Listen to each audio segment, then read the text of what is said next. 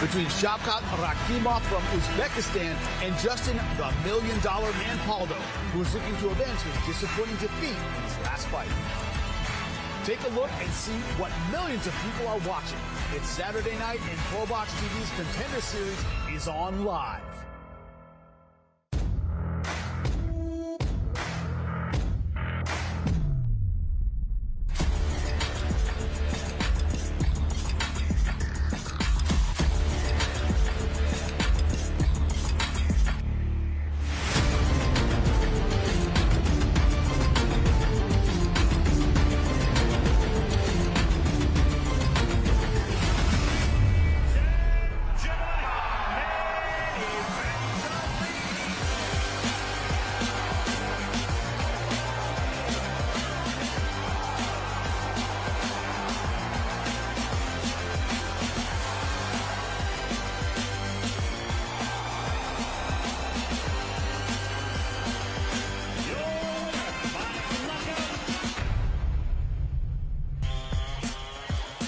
ProBox TV.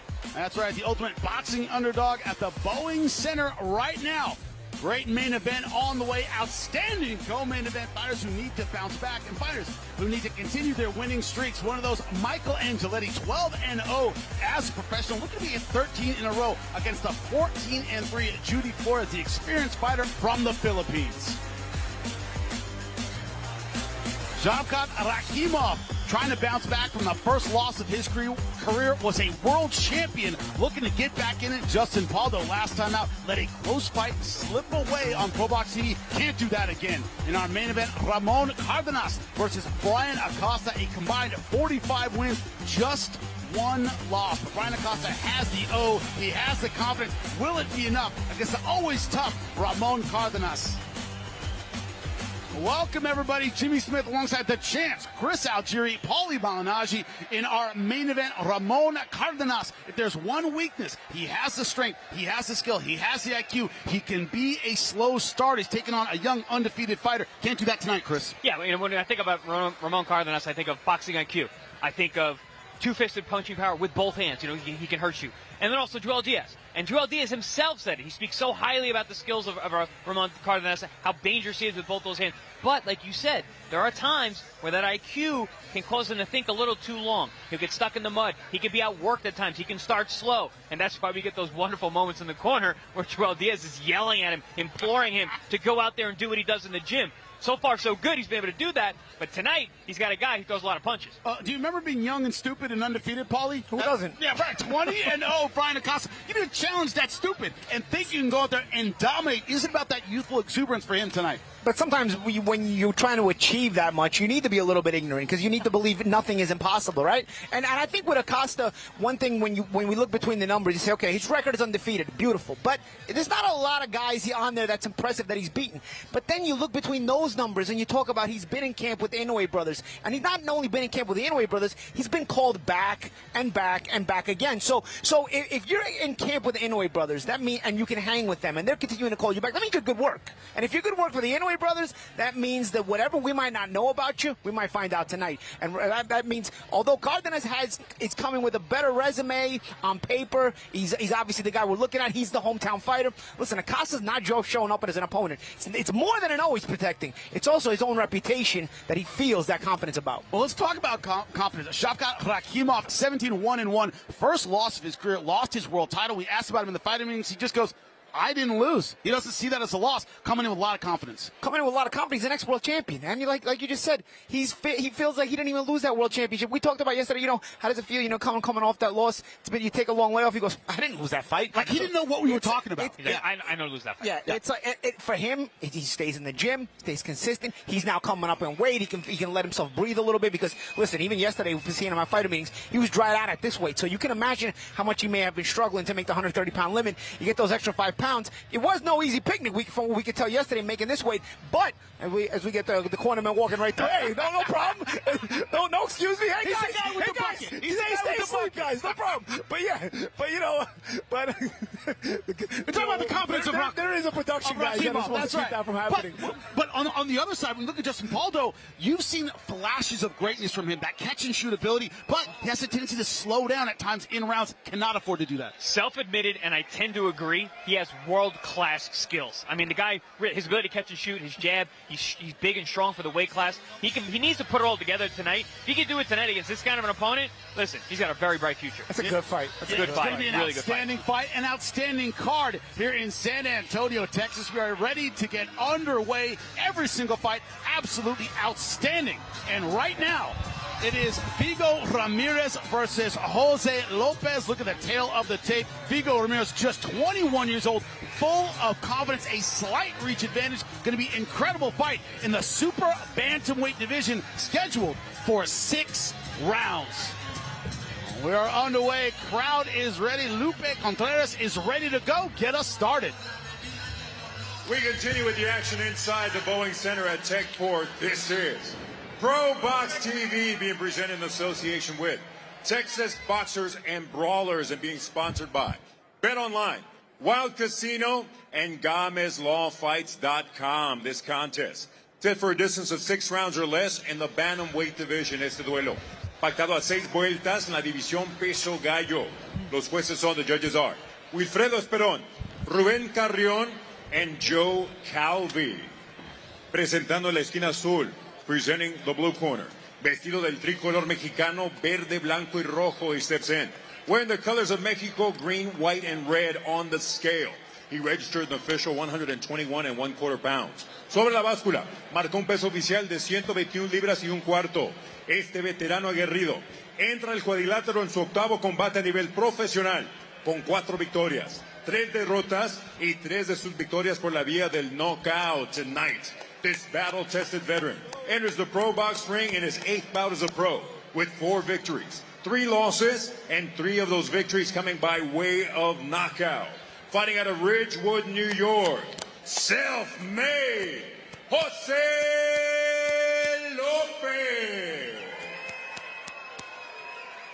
Across the ring in the red corner, wearing black with silver trim en la esquina roja, vestido de negro con vivos plateados, su peso oficial 121 libras y 3/4 is official weight, 121 3/4 pounds. Tonight, this former National Golden Gloves champion takes a step up in competition and makes his ProBox debut, looking to remain undefeated with 7 victories, 3 of those victories coming by way of KO.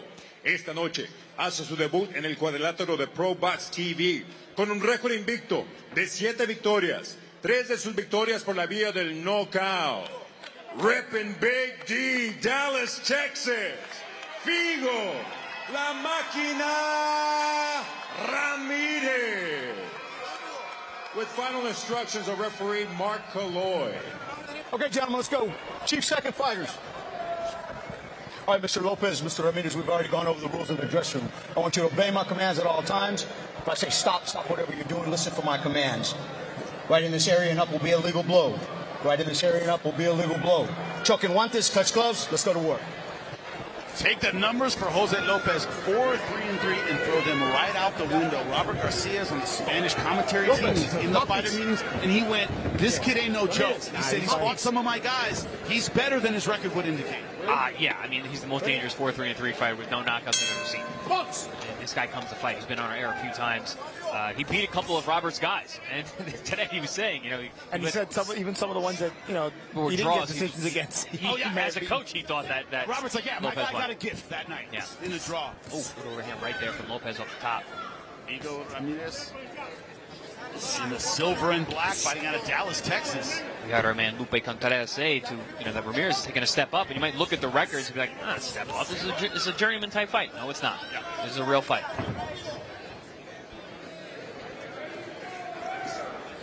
Jose Lopez in the green, red, and white.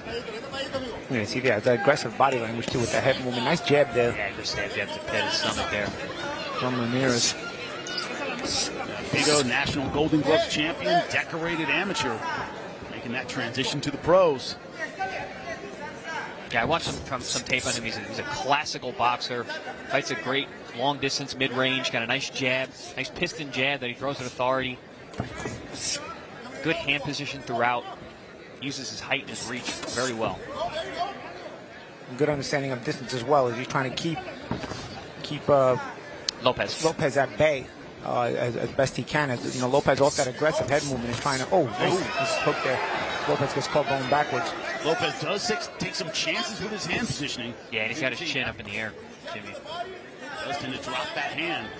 Tell you, if you got a guy who makes guys look bad and he's enthusiastic about fighting, the best way to keep him at bay is with a jab. And keep him basically from being able to fight. You know, you control a guy with a jab, you may want to fight, and he's not able to fight. He's always under control and being domesticated, and that's what Ramirez is trying to do here. As Lopez is trying to close that gap with the head movement. A few moments ago, Lopez landed a nice sneaky right hand on the top. It was a stab jab down low, and that right hand right there again. It landed on the glove, partially blocked, but there was a lot of flack in that punch. It landed solid. Last fight was in Steven Navarro, an amateur standout. That was in Las Vegas last April. So had almost a year off the ring. Steven Navarro is one of the best prospects in the world today. He's phenomenal. I don't think this guy has ever been on the A side his whole career. And the fighter means, I've been the B side the whole time. I've had to fight hard every single time I've been in there. He's beaten some guys who are 10-1. You know, he's taken a few O's off of opponents. He's gotten draws against guys that were undefeated that he should have gotten the nod for. Okay, here we go. This box. And you can see the Ramirez, you know, with a real respectful stance here. You know, he's not trying to get too reckless, trying to overwhelm him. You know, a lot of times you got a guy falling in front of you. You know you're a national champion. Try to come in and overwhelm him. But Ramirez hasn't taken that approach. He's trying to box real smart and trying to take a proper approach to this fight because he knows that you know Lopez is not a guy who's just going to lay down for him. With the clapper, 10 seconds left. Diego Ramirez showing excellent boxing in round number 1. Time.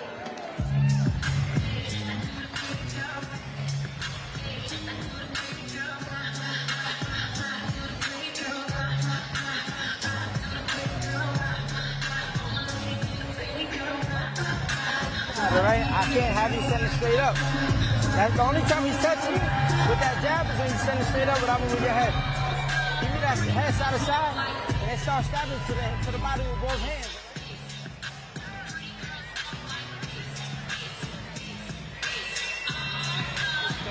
Welcome back. Round 2 about to begin. Our first fight, Figo Ramirez versus Jose Lopez. Ramirez from out here in Dallas, Texas, undefeated at 7-0. There's Jose Lopez, 4-3-3.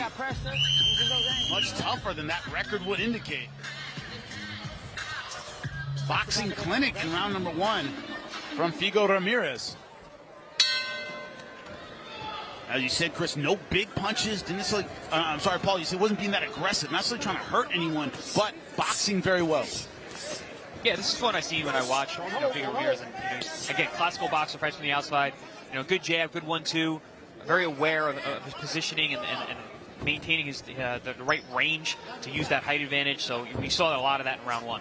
Also, Lopez, the kind of guy that if you start to engage him too much, you let him get confidence. It's what he wants you to do. He wants you to start engaging him because he's looking to engage all the time. So if Ramirez can keep it smart, pick his shots, and stay at a distance where it's tight and his reach can be advantageous to him, that's what he's going to want to do against a guy like Lopez who's enthusiastic about trying to get close and fight. See the fundamentals of, once again, as you mentioned, Golden Glove national champion. See the fundamentals from Ramirez. Lopez, we've seen on past there being a very good body puncher with both hands. So he hasn't gotten close enough yet to make that count. And he did there, Chan, but he smothered himself. Yep. Well, he's working so hard to get inside that he would get a great punch that from CompuBox there of the jab differential here. Ramirez 16 to only 4 landed jabs for Lopez.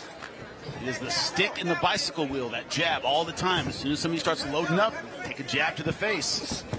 Oh, from Ramirez, great body shot over the top with the right hand. You see how he built off that? Lands a good right hand to the body, comes right back with a right hand over the top. And he disguised that right hand to the body with a throwaway left hook up top.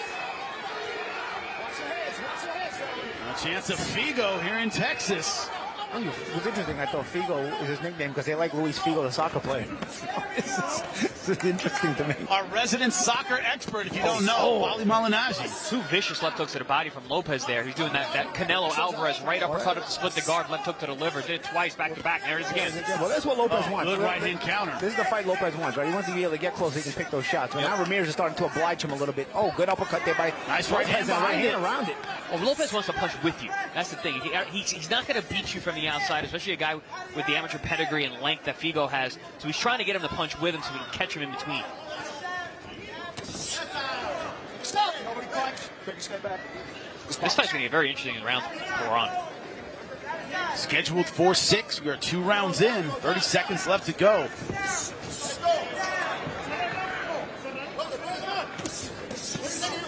Figo Ramirez getting back to his boxing a bit. First time he's taking on a fighter with a winning record. Ooh. Trading left hooks there. Figo upstairs. Lopez down. Ooh, good right hand over the top from Figo. You see Lopez right back on him, right on race. Walking right through these shots.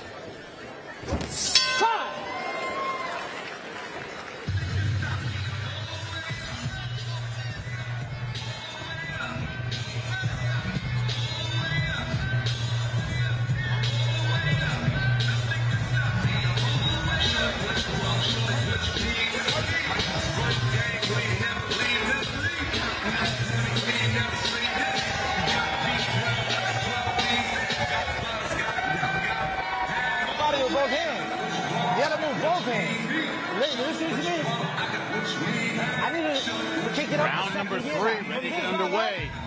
Look at the corner of Jose Lopez. Another good round for Figo Ramirez, but Lopez had his moments. Yeah, better round for Lopez. I wouldn't say it was enough to win the round, but he got into more exchanges with Figo, and that's what he wants. There we see that uppercut to the body, overhand, uppercut to the chin, overhand right as well. There's some good left hooks to the liver that were landed by Lopez. And you see Lopez is cognizant of defense too, as Ramirez is trying to punch in between them. Even Lopez is cognizant of that high guard when he needs to get those hands back up. Just the difference in how much harder Lopez has to work to get on the inside. Yeah, and that's because of the Ramirez jab. But you know what? I feel like this round, and now at the beginning of this round, Ramirez has allowed him to get close a little more often. Maybe Ramirez wants to oblige and wants to engage, but it does give Lopez a chance to gain confidence and throw his own shots well. Figo's got some heavy shots coming with that right hand. He loops it, he throws it straight. He's setting down on those punches more, which I think is smart. He needs to get his respect from Lopez, who's been walking through his shots thus far. Yeah, and Lopez also has been holding position very well too. You know, when Ramirez does shoot shots, he doesn't fly all the way out of the pocket. He still sort of tries to catch and shoot or tries to move his head right from where he's at so that he keeps the pressure on the prospect Ramirez. Quite a lot of pressure here is Lopez. Ooh, good body shot. Sneaks that in around the elbow. Yeah, a lot of pressure from Lopez this round. Figo fighting well off the ropes. Yeah, Figo Ramirez staying calm to this pressure of Lopez. But again, you see he had time to start using that jab, and he's sort of waiting a little bit more now on the outside. Not as busy with the jab as he was in the earlier rounds. Well, I mentioned about getting the respect. It looks like he's going more to the power punches first rather than leading with the jab like he was in the first 2 rounds. But then it gives Lopez a chance to do this, champ, you know? Exactly. And as Ramirez has gotten more aggressive, he's played a little bit into the strengths of Lopez. Exactly. Oh, nice right hand. That rocked Lopez. Stood him up. I told you that right hand was coming in with some heat. And that's what Ramirez is looking for. He's looking to get that respect with shooting those power shots like you were saying, champ. And now Lopez can't just walk in. Oof, another good right. Lopez's high stance is leaving his temples basically exposed. Ooh, big swing and a miss from both guys there. Ramirez is taking advantage. Don't push Ramirez. Don't push Ramirez. Champ, you mentioned Lopez not breaking position, but he's breaking stance. Yeah. He's getting very square. He's stepping through. Yeah, he wants to be able to open up his range of options for attack, but it also makes him a bigger target for Figo Ramirez's shots. He's killing his power. Oh, good stick there. Sinks a nice left hook in to the body there. He is stubborn, though. You see, he's forcing Ramirez back after those exchanges. Yeah, Ramirez was forced to fight this round. Again, less jabs from Ramirez. You see And when he does use it, it does work, but he's less consistent on the jab than Ramirez this round. Reached the halfway point. Lopez finding some success against the more polished boxer. He's successfully made it a brawl. There are fights, gentlemen, where we think, God, how is this person going to win this fight? And there are other ones we go, well, it looks like he can keep doing what he's doing. Lopez has kind of found a way to make it a little bit more of an inside brawl, to make it less comfortable for Ramirez. Is that a fair way to say it? There's still a lot of fight left. You know, we've got 3 rounds. We're halfway through. He ate some big shots that round, but he's making it more and more of a fight that Lopez wants to be in. Even though he's not winning these rounds, he's making this fight closer and closer to where he wants it to be. Yeah, and on the part of Ramirez, Figo Ramirez is getting the work you want your prospect to get. I don't know if Lopez is winning this fight. I think Ramirez may still be ahead in this fight, but I also think Ramirez is having to work for the win, and that's sort of what you want your prospect to deal with. Some adversity, but at the same time, the ability to still win the fight. I wouldn't be surprised if he has won all 3 of the previous rounds as we begin round number 4. This one's scheduled for 6. Figo Ramirez in the black and silver, taking on Jose Lopez in the white, green, and red.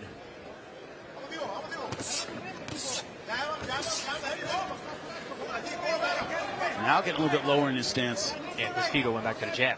He's fighting at a range, popping out that jab. He's not allowing Lopez to walk in the way he did in round 3. I'm sure he got an admonishment from his corner. You know, what happened to the jab? Get back to the jab. Because rounds 1 and 2, it was pretty easy to see that Ramirez was in control with that left hand. But round 3, you allow a guy like Lopez too close, he lands some big shots.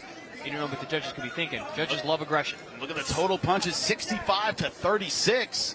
Look at that round number 3. It's starting to get closer and closer and closer. And it seems that way. If you look at those stats, and it seems that's what it looks like we're seeing so far. Each round, Lopez getting closer and closer, landing more and more. Is it enough to win the rounds? That's the question. Probably not. But he's, again, making this fight where he wants it to be. And you know, we're coming into the second half of the fight now, and then Lopez having a pretty good round so far in round 4. He's pinning Figo here, just really bullying him in that corner. And Paulie, could there be something about the confidence? This is a guy who's used to taking on people who don't have winning records, and Lopez is still in his face. Do you start questioning yourself at a point if you're undefeated? Possibly, but I'll tell you what, I think Ramirez went into this fight knowing Lopez was a step up. You know, I think he came into this fight knowing that he wasn't just going to punch him in the face and he was going to go away. So I still see Ramirez being calm, even if uncomfortable at moments. And I think he's boxed a relatively smart fight through 3 rounds, but we'll see how the second half of the fight goes, as Lopez is really putting on the pressure this round. I mean, there was a good 45 seconds where Lopez had Figo pinned against those ropes, just unloading with both hands. A lot of stuff landing on the elbows and the arms, but that still hurts. Yeah, and Ramirez also just missed a couple of shots too. Also missing and not landing cleanly also takes some energy out of you. No jabs for Ramirez. You see on the outside, no jab. Opportunity here to start to get control with the jab. Throws a jab there, but that was only because Lopez forced him after his own shot. Again, right here, you got moments where you can be jabbing. He falls in with the jab and allows Lopez now to get to work. Good slicing overhand right there from Lopez on the way out. Said it perfectly, champ. Discomfort. Lopez trying to make this a very uncomfortable fight for Figo Ramirez. Phone booth kind of fight. Yeah. Little shots from Ramirez too, though, on the inside. Yeah. Ramirez does have a good inside game. Body shot there from Lopez. He's got some nice digging shots in there this round. But see, Champ, he keeps his head off the line too. Yeah. He's dipping and dodging, which one is defensive, but also creates openings for the body shots on both sides. Yep. Yes, Ramirez is in a real test tonight. Listen, Lopez is a good trainer. Jose Guzman in his excellent corner, trainer. A couple times New York State Golden Glove champ. Got some big wins in the amateurs. Yeah, young trainers. A lot of people don't know about Jose Guzman, but he knows. Working with a lot of top amateurs in New York City right now. Working with the national team as well. Well, in that round, I mean, Lopez had Figo in the corner for quite a bit, but coming back and finishing strong late in the round, that's a tough round to score. I mean, Lopez did some excellent work, and listen, it's really hard. Oh, nice headbutt, yeah. Nice little headbutt with a body shot. Yeah, make up all the little tricks make you uncomfortable. Throw the body shot, add the head in there, That's it. If there was a round you were going to give to Lopez, that was it. That would have been It's it. very difficult to spend a minute or more on the And also, back on the ropes and win a He round. put the pressure on and he forced Ramirez to fight his fight. Yes, Ramirez landed a couple of good shots, but I can't see Lopez not winning the round 4. And that's what I was saying about. That's the first round of the second half of the fight. Let's see how things will play out here. Take a look at some of the footwork here. Yeah, see, we talked about how hard Lopez is working to get on the inside when he's got a longer guy. But you see him, he's using that deceptive head movement. He's stepping through with both feet, both sides. Using a lot of energy, but at times it's being effective. Again, you see on the way in, you see Ramirez try to punch Lopez on the way in, missed all the shots, and Lopez managed to find his way in. Lopez is in some Again, shape. I just can't understand why Ramirez has gone away from the jab. I mean, it's the other stuff might be more fancy and it's nicer, but it also complicates your life against a guy like Lopez when the jab was working so well. Lopez, round 5, coming in with a lot of confidence. Stop! Nobody punched. Take a step back. Yeah, coming off that last round where he looked like he was bullying Ramirez, trying to build off that, see if he can put some more rounds in the bank. Ooh, good right hand. Right off the jab, though. You see a jab, little throwaway left hook, right hand. Again, you establish your distance, and if you establish your distance, Lopez has a harder time getting in range to make things uncomfortable. But if you allow Lopez to get in range, Just like this. he gets the fight he wants. But also, champ, at that range, you hit Lopez with shots that he doesn't see tend to have more of an effect on him. On the inside, he sees him. Yeah, and Ramirez is creative enough where he uses deception like feints and throwaway punches to where at that range he has good control.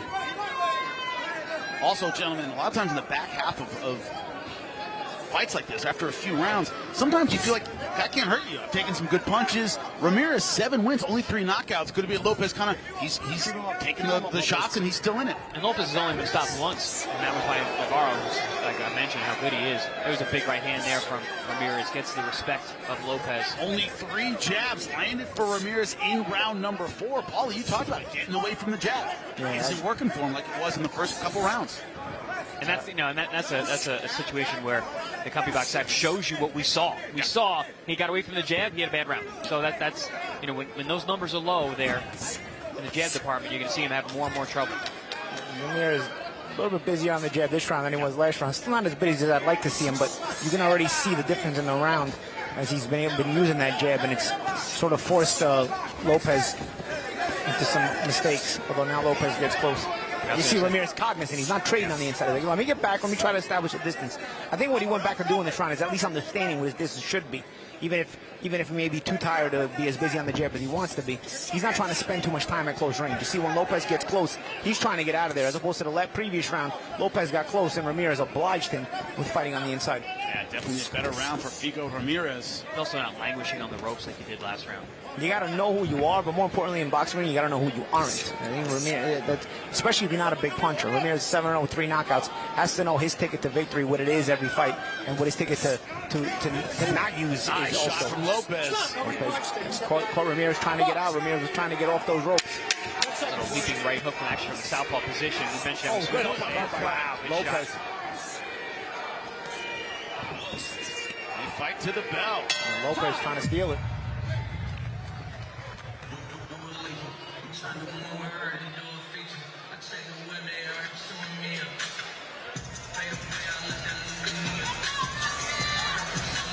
Our next event, February 19th, Big fucking round.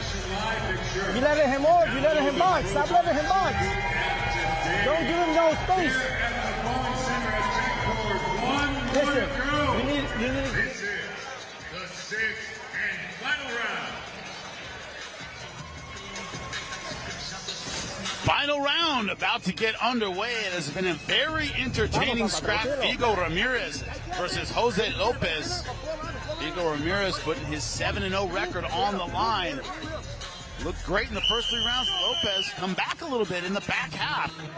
Question, of course, is winning this round enough? Draw might be a possibility, although it gave Ramirez the last round. What do you say, Chris? I think both these guys are going to come out looking to establish themselves this round. They both got to lock it in because this fight very much could be, on the table. The balance here. You can't take a chance. A draw is possible. Oh, man. Lopez came out fighting. He's not going to leave it. He doesn't want to leave it up to chance. Guy came out guns blazing. against the ropes. That's where he has been at his best in this fight. And also just in trading situations where they're both punching. You know, Lopez has that tricky side-to-side head movement. He goes to the body, he punches with you. And obviously Figo has the advantage on the outside. He's got that vaunted amateur background. He's got the length, the height. Looks to be a little bit bigger in there as well. Lopez trying to make sure he closes this fight. Good body shot from Figo. Yeah. That was really good. I think Lopez felt that he's staying in tight. That hurt him. Ooh, clash of heads. Oh, we're right back to it. Good shot again. And he sends it too. Oh, he's digging hard now. Is Ramirez.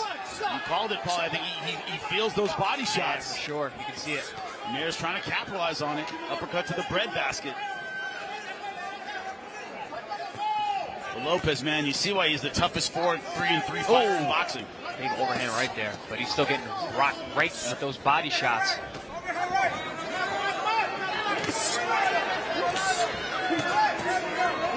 Don't use your head, Lopez. Don't use your head. I've been impressed with the power of Ramirez. You know, obviously not a big puncher. He only has 3 KOs, but I can see some heat in that right hand when he does sit down on it. Good body shot again. Good round for both these guys. It just seems like those body shots early in the round kind of took a little steam out of Lopez. That hurt. He had to regroup after that. Yeah, it seems like whenever he was Lopez, very enthusiastic until those body shots. But that's the thing. Body shots will take the steam out of you quick. And it seems like now, even now, when as soon as he starts getting something going, Ramirez goes right back down to the body and slows him down just enough. Yeah, both guys have gone to the body well this fight. I think that's also been part of what has been effective for both guys. Yeah, for 2 guys with less than 10 fights, it's impressive to see them go to the body this effectively. Yeah, both guys staying in the trenches. A little arm weary from both sides. Maybe it hasn't been up body shots from both guys, right? Yeah, right. Both guys a little arm weary with these shots on the inside. Nice little uppercut by Both guys Lopez. been forced to work the entire time. Yep. There hasn't been a lot of breaks for either guy. Both guys are going for it in this round. It's going to be a tough fight to score.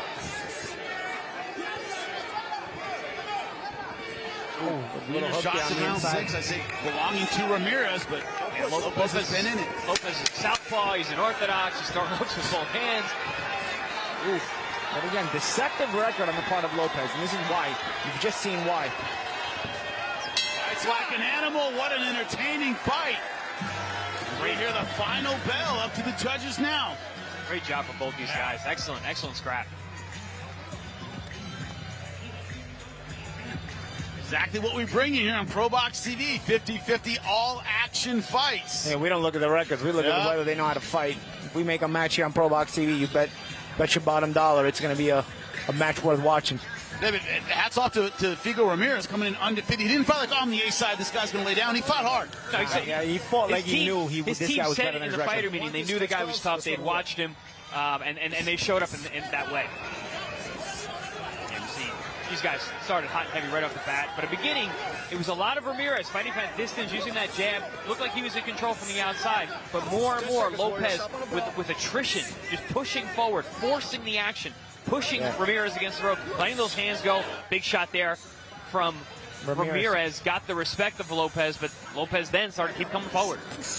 Yeah, Lopez never made it comfortable. You know, he's going to be the kind of opponent for any prospect that even if you can beat him, you're the real deal. You know, he's going to eliminate the pretenders from the contenders, so to speak. But even if you beat him, you're going to have to work your way through it.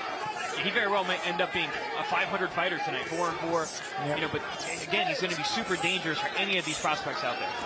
Yeah, the wrong matchmaker will take their own prospect who's not ready against them and get him beat. Lupe Contreras ready to make this one official. He has the scorecard. This is you consult the official scorecard to determine a winner. Damas y caballeros, después de completar la distancia, consultamos a la tarjeta oficial para determinar un vencedor. Los jueces Esperón y Carrión entregan tarjetas idénticas de 59 a 55. Judges Esperón and Carrión turn in identical scorecards of 59 to 55. Y el juez Calvi anotó 58 a 56. Judge Calvi scores it 58 to 56. All in favor of the winner by way of unanimous decision. Los tres a favor del vencedor por decisión unánime. La máquina. Figo Ramirez. Sounds about right to me. One judge gave gave Lopez 2 rounds. The other 2 gave him 1. Fair enough. It was that fourth round where he came out strong. Yeah, that was the round I said. If you're ever going to give him a round, it was that round. A lot of those rounds were close, competitive. Yep. And Ramirez had to fight his way to win every single one of them. So, yes. Lopez did his job. You had to earn that one, and that's what you want in your young prospect, and that's why you pick a guy like Jose Lopez who's going to push you. If you take a look at the numbers there. Look at how much Lopez threw in this fight. 421. Only landed at 21%, but man, he threw a lot of punches. But also, he forced Ramirez to throw 386 punches. That's a lot of punches for him. In a 6-round fight, both guys were very, very active, and that was because Lopez was pushing the action. But Ramirez stayed calm under pressure, was able to get back to that jab at times, weathered the storm when he was on the ropes, and landed enough big shots to get respect. Really good win for Ramirez tonight. What do you know? Robert Garcia was right about a fighter. I don't believe it. Right? He called. He's a very tough fighter. At 4-3-3, he now moves to 4-4. A 500 fighter, but a dangerous 500. Yeah, I'm sure we'll see him again against some undefeated prospect who he's going to push to the limit as well. Yeah, Figo Ramirez moves to 8-0. More to come here on ProBox TV, including our main event. But up next, Michael Angeletti, undefeated, versus Judy Flores. Can he make it 13-0? That is the question. Only way to find out. Stay with us right here on ProBox TV.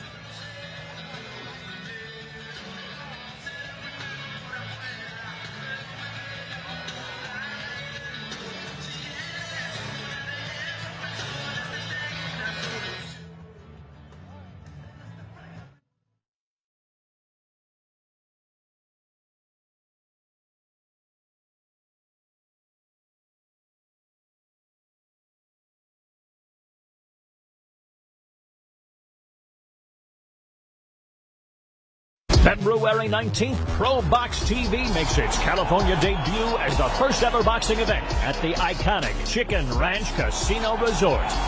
In the main event, world-class amateur-turned-pro Gabriel Flores Jr. defends his regional WBA title in a clash you won't want to miss. February 19th, be there. Click below to get your tickets now.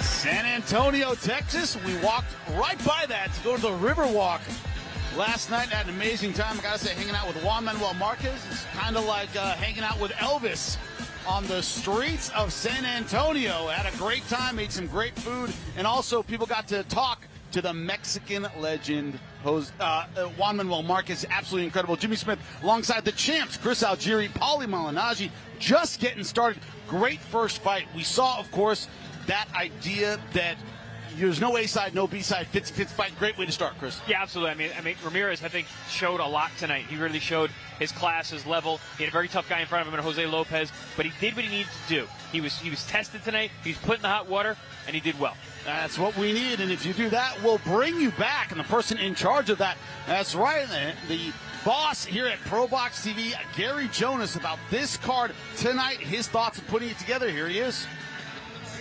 We're excited, man, because we're stepping it up, right? We sort of promised the fans that we're going to graduate the levels that we're able to put out there little by little. So this February 8th in San Antonio, this card is definitely a step in that direction. All these guys are really top 10 fighters. And it starts off the show with Ramon Cardenas from San Antonio. He's 25-1, number 2 in the WBA. He's taken on Acosta at 20-0. That's a really tough fight. I mean, Ramon's basically waiting to fight anyway. And while he's waiting, he has to stay busy. He has to take fights. This is a challenging one. He's not going at it lightly here. So this is going to be a war. Cardenas cracks like a mule. He's kind of a bitter Biev of his weight class. And Acosta throws a ton of punches. So I expect that to be a phenomenal fight. Rakhimov, Russian guy, he was ex-champion, beat Zelfa Barrett to win a vacated belt, lost at the next fight out to Joe Cordina, which, again, most people thought he won that fight. So it could have been very well been the undefeated champion at this point. He's making his comeback at 35 now, and he's fighting Pauldo. For those of you who watch our stuff, Justin Pauldo was on a roll at ProBox TV, looking really, really good. He lost a controversial decision to Madueño, but he arguably won that fight. And he'll be rolling in here with one loss on a roll, and a head-on collision against Rakhimov. So Rakhimov and Pauldo's a great fight. Turkey and Eddie Hearn and Frank Warren, Oscar, Bob Arum, top-ranked PBC. They are so rabid right now, fighting with each other and chasing the shiny object, chasing the stars. And it's like one of those things where they're so consumed with chasing the stars that I'm like, they're leaving all these really good fighters are falling through the cracks. They're being ignored. And I'm like, okay, hey, listen, man, there's a bunch of these guys and I'm alone. Come on, guys, come over here with me. Come to ProBox TV. You guys are very good fighters. Let's go ahead and put a show on for the fans at a high level. And, so it's kind of working out that way, ironically.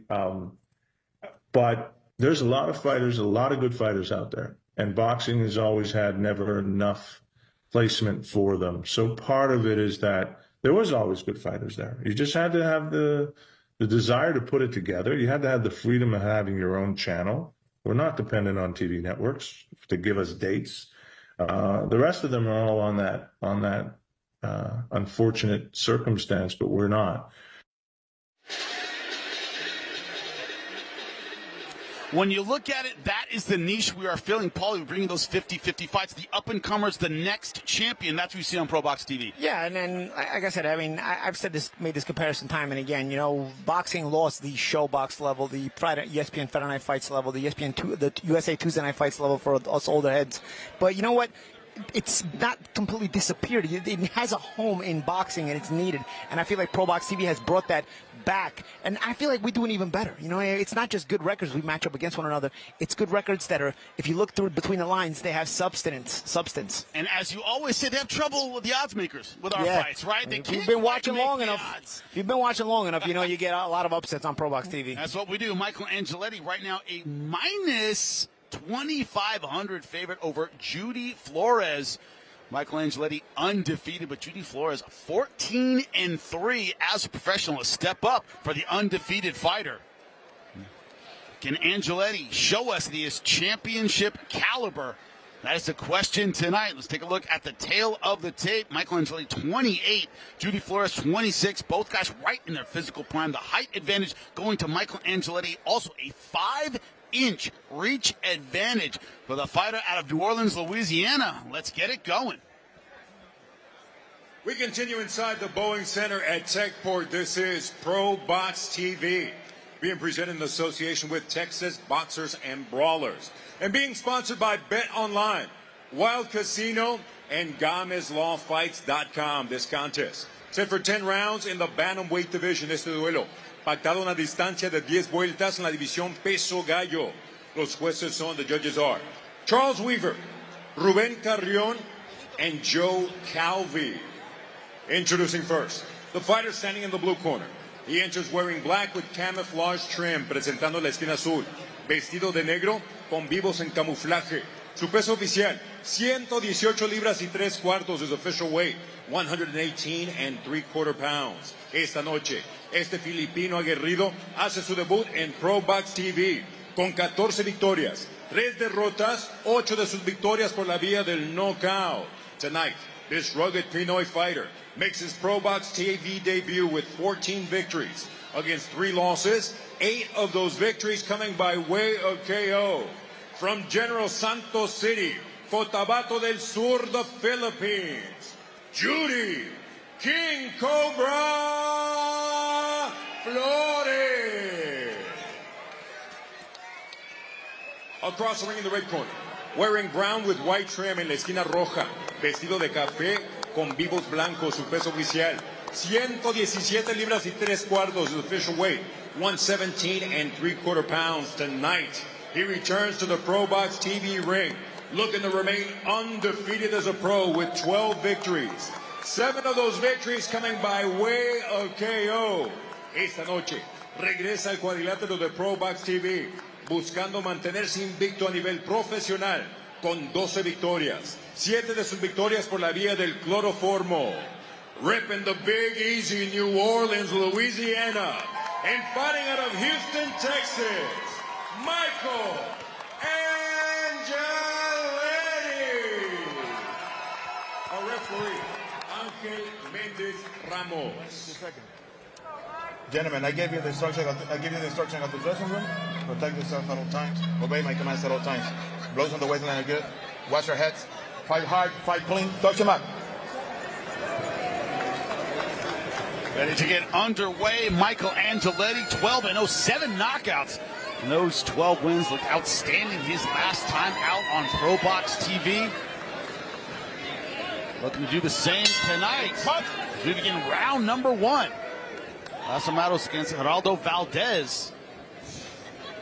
That was a clinic. Wasn't able to get the finish, but great boxing performance against Valdez throughout. It was back in October. Angeletti, man, one of the biggest, longest bantamweights I've ever seen. 5'9.5", 72-inch reach at 117 pounds. Yeah, in his stance, he knows he's got that height, and he knows how to stay behind it as well. Trying to establish that jab here early on in round 1. If you look at Judy Flores' fights, he's generally a counter puncher. He has never been stopped. There's that tendency to kind of wait for his opponent to strike first. It's been an issue against aggressive fighters, against combination punchers. Well, the thing is, if you're a counter puncher against an Angeletti, might be waiting for a while, because it's imperative that you get on the aggressiveness against a guy like Angeletti, who's tall and will sit behind the jab and just beat you with that if you sit there waiting too long. And make you reach and then make you pay for it. 10 of his 13 opponents, including this one, have been against fighters with winning records. He has taken a tough road to get here to 12-0. Ooh, which right hand right down the middle by Angeletti. Flores took it well, but it was right on the chin. That length, throws a jab and has a hook as soon as Flores comes in and try to take advantage of it. Well schooled, very technical, maintains distance really well, has good eyes and reactions, great athleticism. It's going to be very interesting because Angeletti doesn't give you much. He gives you the jab, so he's not going to let. If you're going to try to be a counterpuncher like Flores tends to try to be, he's not going to give you a lot of the openings. He's not going to give up his height like that. So I feel like it's up to Flores to try to figure out ways to come down the inside. Right now, when he has given the effort, he just tried to come in through the front door, and it's been pretty basic. And Angeletti has seen it coming. If Flores is here to win this fight, he's going to learn pretty quick that he cannot be the counterpuncher, and he's going to have to come forward and put the pressure. Angeletti's too tall. It's hard to counterpunch a taller guy who knows how to use his height. And who maintains distance. He's going to make you'll be swinging for the fences all night long. And Angeletti's okay with that because he gets you off balance and then he cracks you to right hand. So far, Angeletti doing basically what we expected, boxing well from the outside. He has phenomenal speed, athleticism, gets in and out very quickly. He landed some good sharp counters with the right hand as well. But Flores is showing that durability.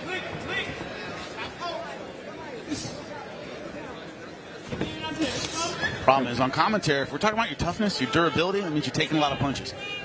And, oh, good right hand. Beautiful shot. Angeletti took that well. Yeah, best one so far for Flores.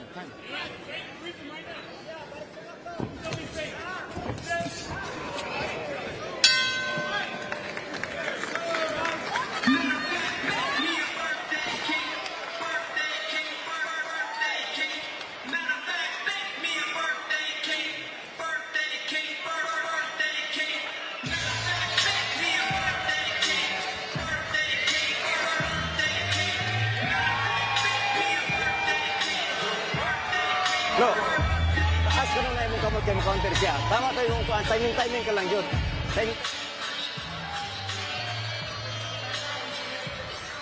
Ready to begin round number 2. Michael Angeletti undefeated at 12-0, but Flores landing a good right hand. That was that sneaky straight right hand I mentioned. That was a beautiful, beautiful shot right down the middle. But then back came Flores at the end of the round. See the way he sets it up with his shoulder through his shoulder. You see he throws that deceptive low to get Angeletti looking low, and then he shoots the right hand up high. Always doing something. Do this front, you just said, get up. That was great replays by the truck there. Got two guys landing right hands about as clean as you can land them.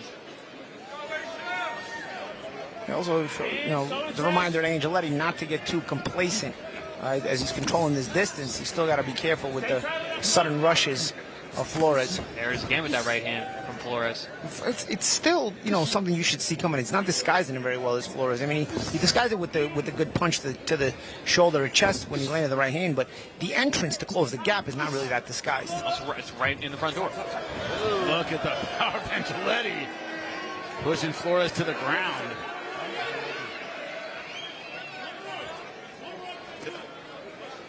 So far, Angeletti not throwing a lot of combinations, gentlemen. You feel he needs to change in round number 2. He was content to kind of stay behind the jab in round 1.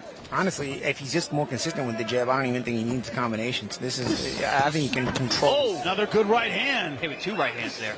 Punches in round number 1. Angeletti landing 9 total punches to Flores' 7. If he allows Flores to get in and land shots, though, then he's going to have to, do more than just jab. You can control a guy like Flores. If Flores waits so long, you can control him with just your lead hand, but you're not consistent with it, and you're going to let him get on the inside. Then, of course, in order to win these rounds, you're going to need to use both hands. And I mentioned in the open, Flores is an explosive guy, and we're seeing that. He's exploding through the front door with that big overhand right. There might be a cut on the right eye of Flores. I don't know if that was a clash of heads or that was from early in the round. It looks more like a red abrasion. Red abrasion. But it does look like it's swelling a bit. Yeah, just next to the right eye.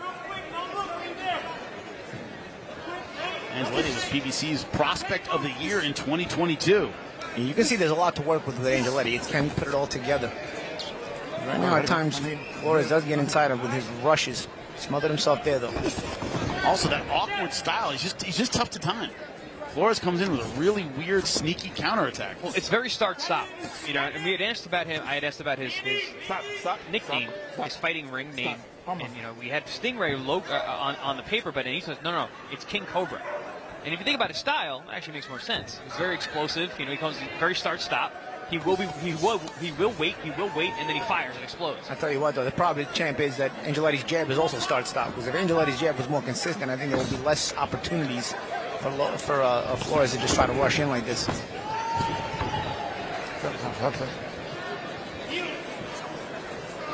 Flores did a good job of being awkward and making it comfortable.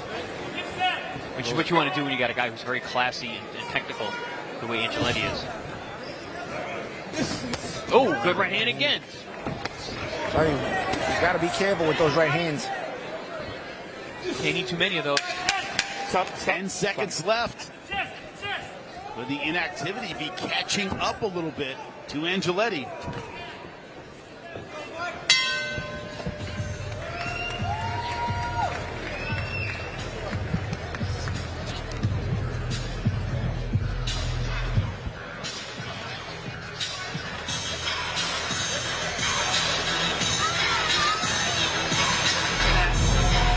Nakuha mo yung kwan. Padlock mo siya.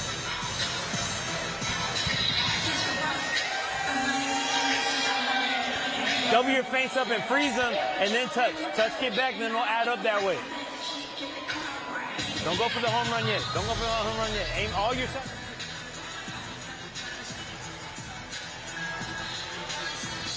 Some sound advice in the corner in between rounds. But first, let's take a look at the replay of round number 2. Some of the action from there, Chris. I think we're going to see a lot of right hands from Flores. I mean, he was good that round. He landed like 3-4 good right hands over the top. Those are a little bit glancing, but there were some cleaner ones there. Again, to your point, Champ, Angeletti got away from being consistent with the jab and is allowing opportunities to Flores to come in the front door. Yeah, and he's a little up high as well. So if you're going to be in... Oh, I'm going to cut over the eye. Is it Angeletti? Angeletti, left eye. Yep. As you said, him getting tall, he got tall and got headbutted. And that's the thing, too, because Flores is a threat with headbutts because he flies in with his head. When he does rush in, he rushes in like a bulldozer. Gentlemen, a big question we haven't really addressed is, in rounds where there aren't a lot of big punches, a couple right hands can win you the round. Flores can win the round based on a couple of good right hands. Am I wrong? I give Flores last round. Yeah. Yeah, because it allows you to steal it because there's not a lot of consistency on the part of Angeletti. Again, I feel like Angeletti could win these rounds just with a lead hand, but he's very inconsistent with it. But also, Champ, I feel like he's a guy... He's trying to do everything perfect. He wants every jab to land perfectly. He doesn't have any throwaway jabs. He's not taking shoulder. It's very hard to control if you're trying to land every jab. Yeah, you can't aim it. You just got to shoot it. You got to shoot it to the different areas: the chest, the head, the neck, the shoulder, whatever. The uppercut. I mentioned the awkwardness, like shots like that. There's again. Oh, Flores is tough. I tell you, man, don't air seniors in the corner, man. It doesn't have any. It's not a bunch of schmucks in the corner of Flores. You know, he's got a capable team. Hey guys, how about that betting line? Plus 2,500. Yeah, wow. minus 1,100. No, minus 2,500 was Angeletti. Plus 1,100 was $1,000 on $100. Yeah, 1,100. Got to get the extra hundo. Give me a break. Ooh. And we saw a combination from Angeletti, which we haven't seen a lot of. You mentioned that, Jimmy. Yeah, and Paulie, something you always talk about, counterpunches, feint. Yeah. Make them counter when there's nothing there. We haven't seen a lot of feints. That was the exact instruction from the corner. Exactly. Give me a double feint, freeze him. And that thing, the thing is, Angeletti does feint at times, but he doesn't punch a lot off those feints. You know, you got to show that when you feint, you also know how to punch off the feints. I'm not saying punch every time off the feints, but you got to punch sometimes off the feint. Otherwise, a guy knows it's a false alarm. Nice straight jab from Angeletti there. Oh, good body shot. Good. Well, he's seeing the feet were tangled up. They were not. That was a good body shot. I heard that. I felt that. This might be over, gentlemen. That's it. Just like that. Beautiful body shot finish. Wow. Straight to the liver from Angeletti. And just when you were starting to question, oh, should he do this a little bit better? Should he do that a little bit better? Ends the fight emphatically with a body shot. But, gentlemen, he changed his offense up. We hadn't seen a lot of body work up to that point. He was forced to change it up because of the success of Flores. Is that how you see it, Chris? I mean, he was forced to. He had to. He was getting hit with shots. He started seeing the fight slip away in times. That last round, he could have given it to Flores. We're going to see this right hand, bang. But it was also, he started throwing more combinations. He threw the jab, he threw the hook, then he threw the right hand, as opposed to single shots or counters. 1, 2, 3. Oh, that's one of those scraping shots. Yeah, that'll bust your rib. Ribs, dude. That'll bust your rib. Yeah. Those are bad. Yeah, and Flores is starting to fight well. He was gaining confidence. He was even flying in with a few headbutts just for the, just for GP's general principle, and then he took the body shot instead. Great stuff from Angeletti. Flores gave everything he could. You're going to hear another replay of this. We're going to lay out so you all can hear the audio. I'm telling you, we felt it ringside. You'll get to hear it now. Check it out. Similar area to Roy Jones. Virgil Hill, yeah.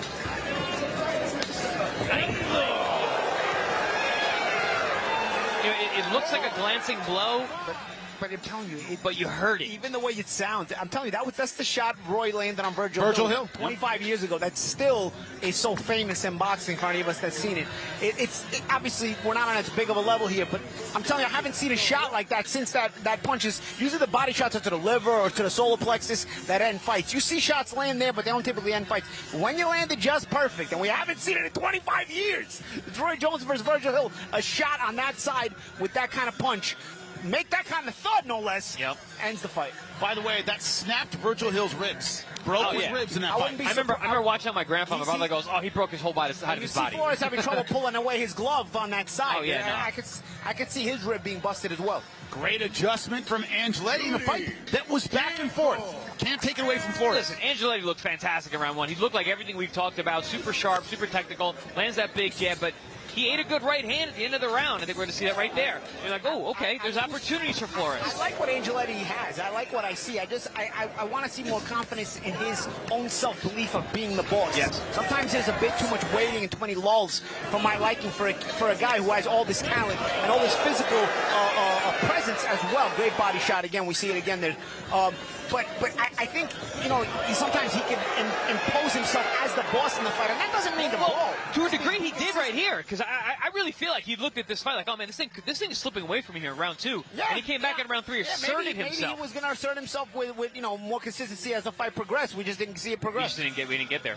Incredible performance. He moves to 13-0. Lupe Contreras, make it official.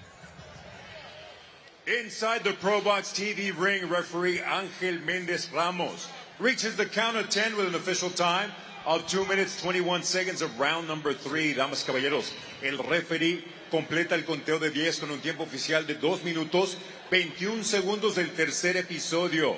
Declaring the winner by way of knockout, declarando el vencedor por knockout.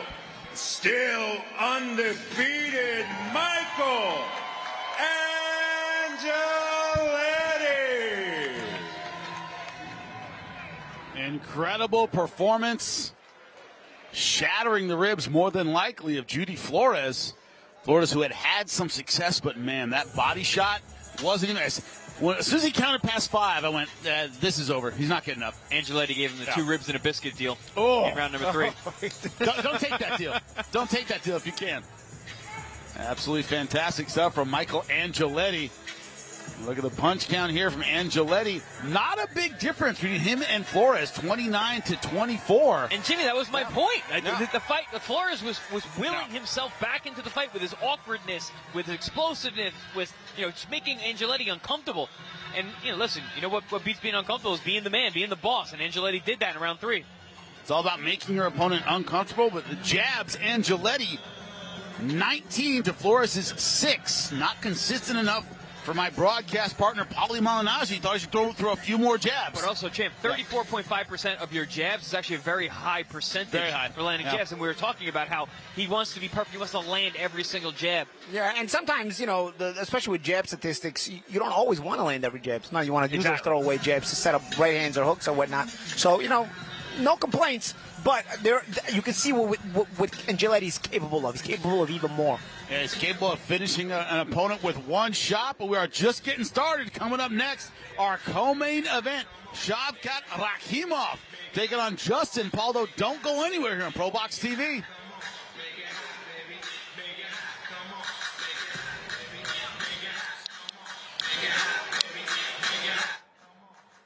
February 19th, ProBox TV makes its California debut as the first ever boxing event at the iconic Chicken Ranch Casino Resort.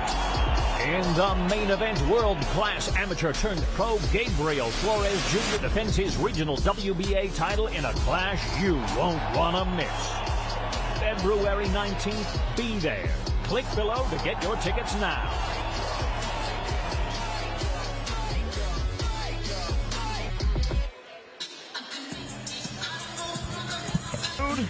Are now inside the Boeing Center here in San Antonio, Texas. What a great fight we just witnessed. 3rd round knockout for Michael Angeletti. Make no mistake, this co-main event could end in a very similar fashion. Shavkat Rakhimov, 17 wins, 14 of those by knockout. That's an incredibly high percentage for this weight class. When you think his opponent, Justin Pauldo, is out of his depth, doesn't believe he can win, got to tell you, you are very much mistaken. He's a veteran of ProBox TV. He's used to our 50-50 all-action fights. He knows he has a tough one ahead of him, but it's a great opportunity for him as well. How does he see this fight? Well, here is Justin Pauldo in his own words. What's your thought about that mental battle heading into this fight, that confidence going in? He's just another fighter to me. He laces his gloves up the same way I lace mine up. So that's about it. Justin, Rakhimov being a southpaw, anything in particular stands out to you about him? Besides that southpaw stance, anything he does differently as a southpaw, being he's a European southpaw. He's also an ex-world champion. Does that bring out more motivation for you? Does that do something for you mentally going into the fight? Well, that's always a motivating factor. A guy who has a great resume, and he'll look good on my resume. But I fought southpaw before, and I beat all of them, and he'll be another one. How does that all play into this fight? Him being inactive, him being a smaller guy, and the fact that it's going to be much closer to your backyard than his. Well, I fought in San Antonio quite a few times, and it'll be nice to fight there again. But I really don't get caught up in all those extra things, as in he's a smaller guy, he's coming up or inactive. I'm looking forward to facing the best fighter, the best of him on the 8th. So I'm training to be at my best. Laser focused is Justin Pauldo. He is in the ring right now. We see his team in the red on your right. Let's see what the odds makers think of this one. It is Shavkat Rakhimov once again. I guess they like this number, minus 2,500. Judy Flores plus 1,100. Wrong. That's the wrong numbers. Oh, wrong I'm sorry. wrong fighters. That's the wrong fighter. Judy Flores on the bottom. I'm assuming Rakhimov is a minus 2,500 favorite. I don't know. How's that possible if they're the same exact odds? There's no way. They're not. That's a mistake. That's a mistake. There's no shot that they're the same odds as the real odds in a minute, I am sure. The odds on this fight are very close. Man, they must really love that number. They must love minus 2,500 for some reason. Say, guys, go check out the odds on your own, guys. Don't take those odds. Those ain't the odds. Take a look at that tail of the tape. We know we got that right. They're both 30 years old. You see the height differential only half an inch. But the reach advantage belonging to Justin Pauldo also at 135. When you look at it, this is Shavkat Rakhimov moving up to this weight class, but he was sucked up. Look at his face. It was a very tough cut. He's going to be the bigger man. Let's get it started. We continue with the action inside the Boeing Center at Techport. This is ProBox TV being presented in association with Texas Boxers and Brawlers. Being sponsored by Bet Online, Wild Casino, and GomezLawFights.com. This contest, our co-featured bout of the evening, set for 10 rounds in the lightweight division. Este es el duelo coestelar de la noche, pactado a 10 vueltas en la división peso ligero. Los jueces son, the judges are Wilfredo Esperón, Rubén Carrión, and Joe Calvi. Presenting first, the fighter standing in the blue corner. He enters wearing black with gray trim, presentando la esquina azul. Vestido de negro, con vivos grises, su peso oficial, 135 libras y un cuarto. He weighed in at an official 135 1/4 pounds tonight. He looks to return to his winning ways in his 20th bout as a pro with 17 victories. Against 2 losses, 8 of his victories coming by way of KO. En su 20º combate a nivel profesional, con 17 victorias, 2 derrotas, 8 de sus victorias por la vía del knockout. Representing Orlando, Florida, the $1 Million Man, Justin Pauldo. In the red corner, presented in association with Samson Boxing, he enters the ring wearing red with black and white trim, presentando la esquina roja. Vestido de rojo con vivos negros y blanco. Su peso oficial, 135 libras, his official weight, 135 pounds. Con un récord profesional de 17 victorias, solo una derrota, un empate, 14 de sus victorias por la vía del knockout. Tonight, he makes his ProBox debut with an outstanding record of 17 victories, 1 lone defeat, 1 bout even, 14 of those victories coming by way of KO. The former IBO, IBF Super Featherweight Champion, representing his homeland of Tajikistan, and now fighting out of Los Angeles, California, Shavkat Rakhimov. Our referee, Mark Kaloy. Boxer chief second, boxer chief second. Okay, gentlemen, we've already gone over the rules in the dressing room. I want you to obey my commands at all times. Most importantly, protect yourself at all times. Punches in this area and up will be considered legal. Punches in this area and up will be considered legal. If I say stop, stop what you're doing and listen for my commands. Touch gloves. Let's go to work. Both fighters coming off losses. How will they bounce back tonight? That is the question. Both losses very, very questionable. Miguel Medueño versus Pauldo. And of course, the title fight in which he lost his belt. Rakhimov, can he redeem himself? We find out round number 1. In that Joe Cordina fight, he said, I did not lose. I don't consider that a loss. I watched that fight this afternoon. That was a barn burner. Oh, great back fight. And forth action fight.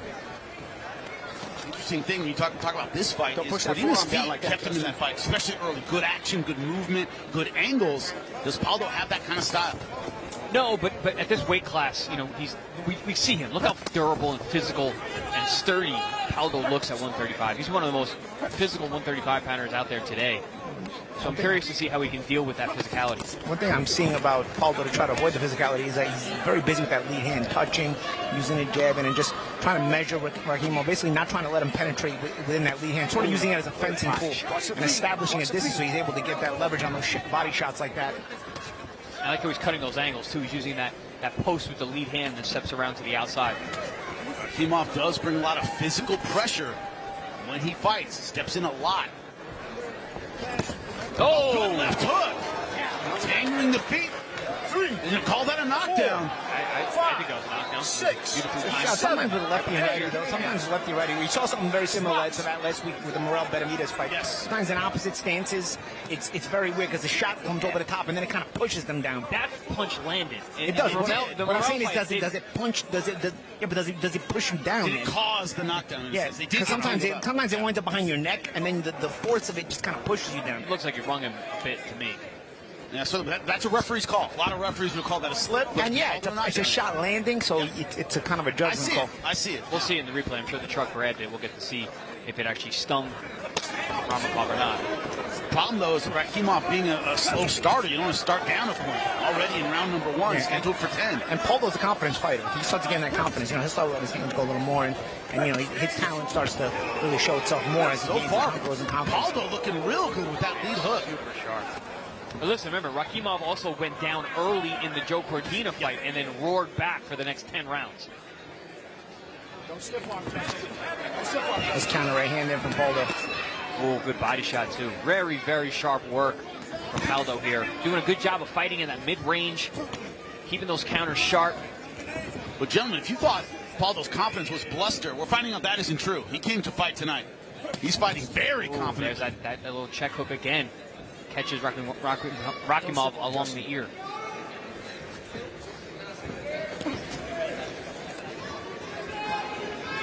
I vividly remember Justin Pauldo in the fighter interview that we did a few weeks ago saying, I have world-class skills. And that's what we're seeing so far here in round 1. So far, it's on display. Great round number 1 for Pauldo. Super sharp work.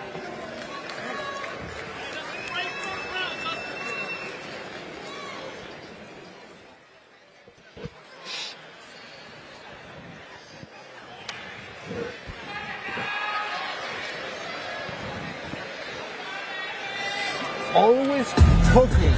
You understand? You need more combination, not only one. 2 or 3, 2 or 3. Okay? And there's no hooking going to be there for you all day. All right? But disguise it.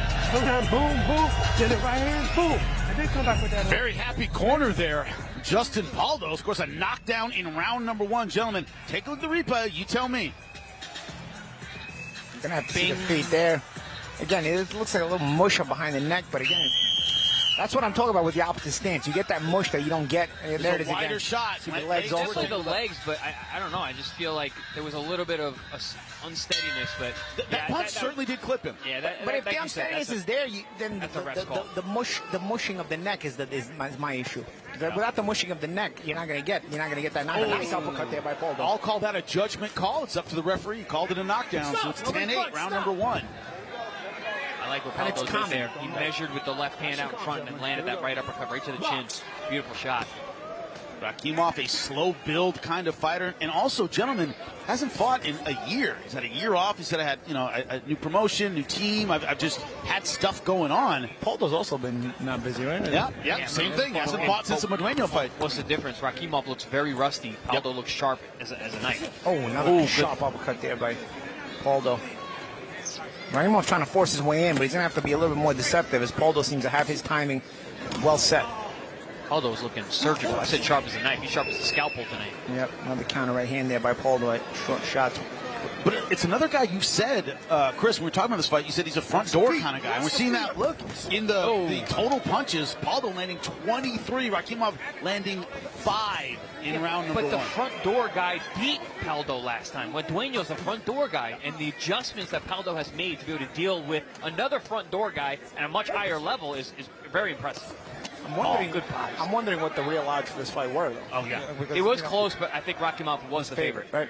Yeah, that was as ex-champion. I would think Rakhimov would have been slightly favorite. Nice shots there by Pauldo again. But so far, Pauldo has come out of the gate smoking, and Rakhimov holding position well, but he's not really been able to find the answers. The way things are going, I'd love to see what the line is on a Pauldo KO, because the punches that he's landing are big. We want to see a line in general. Yeah. An accurate line. Stop! Justin, watch your foot. I spoke to stepping on each other's feet. I spoke to Team Pauldo going into this fight, and actually the father of Justin. They shuffled again. What is the difference in this fight? He said we're going to jab more in between. That's what we needed to do in the Madueño fight. Didn't do it. I agree with them, and we're seeing that here. Yeah, a lot of jabs in between. And that's like I said early in the fight, guys. Yeah, he uses that measuring left hand just as a sort of a fencing mechanism to keep Rakhimov from comfortably closing the gap. And while he does that, it's also effectively keeping that middle range to where he can get leverage on his own punches. Pauldo can.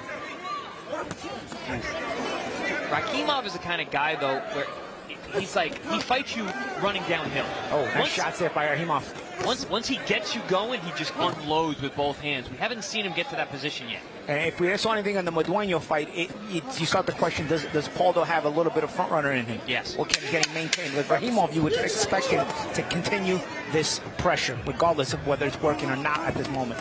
Pauldo's so accurate with the right hand so far.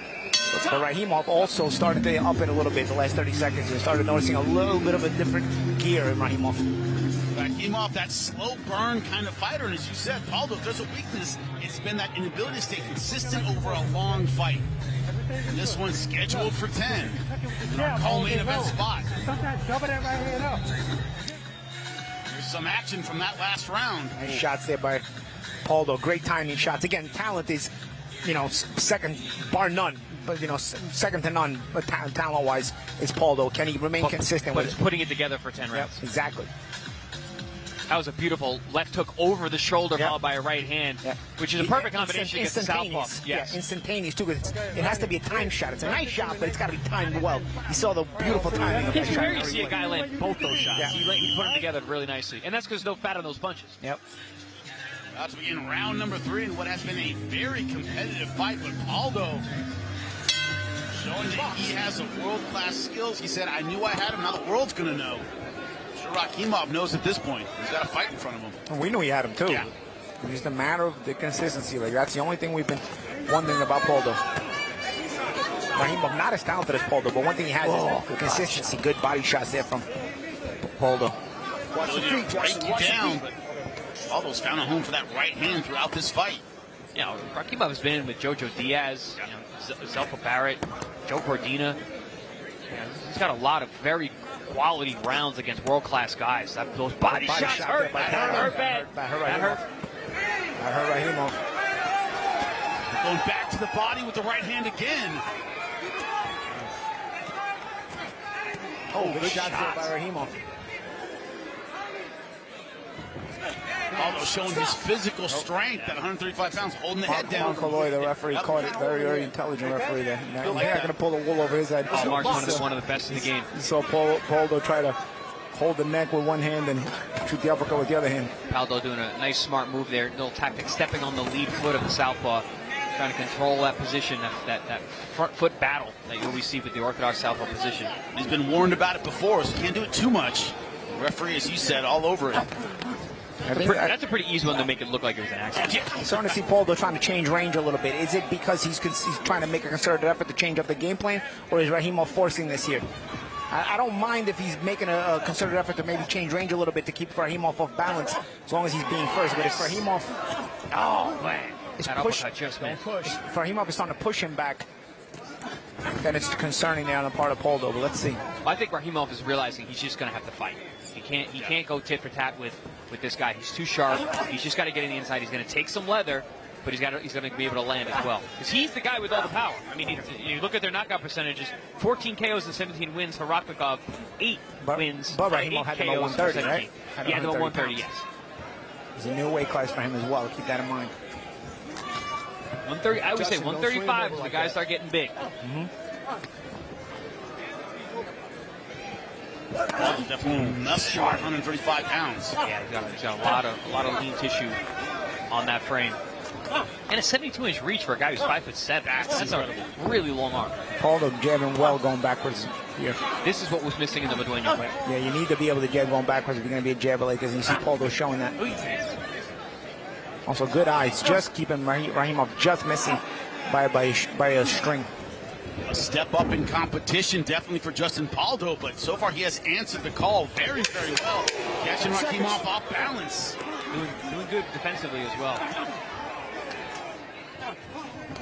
Rakhimov coming on like a tide, though. Tide!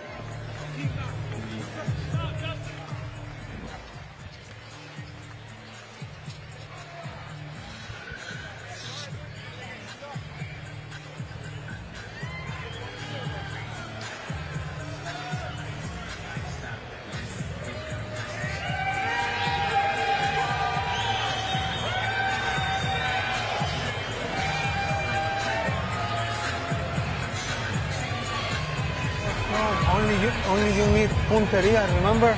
Boom. Focus in this, okay? You understand? Well, what punches make a professional fighter look at and want to vomit? Body shots. And that's what we saw in the last round, gentlemen. Yeah, there was a nice, I believe it was a right hand. Yeah, that one right there. You up saw there. Rakhimov bend over just like that. He's a different angle here. Watch his facial expression. Right in the gut. Oh, solar right plexus. basket. That was solar plexus. I feel that. I feel that. I feel that. We've all been there. Oh, and it's awful every single time. The problem is we begin round number 4. That damage lasts for a little bit. It starts taking the wind out of you. That stays with you. You get that spasm in your solar plexus there. But then also, every punch you get hit on there afterwards, it takes less and less to hurt you more. Sort of stays bruised, right? Yep. Ooh. Pauldo still staying busy in round number 4. Being physical, too. See how he uses that lead arm post. Yep. It's that same frame style, right? Yep. Rakhimov, and he's starting to you see when Pauldo doesn't frame, that's what Rakhimov is able to get in close and starting to do those on that unloading. That frame and that lead hand of Pauldo even measuring prevents Rakhimov from comfortably doing all that stuff. You notice when Rakhimov has some success, it's because of him not framing.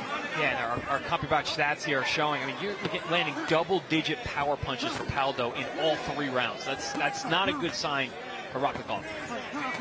Oh, good right hand. Rakhimov wore it well. Yeah, Rakhimov came back with his own left there for that as well. Oh, another good right hand.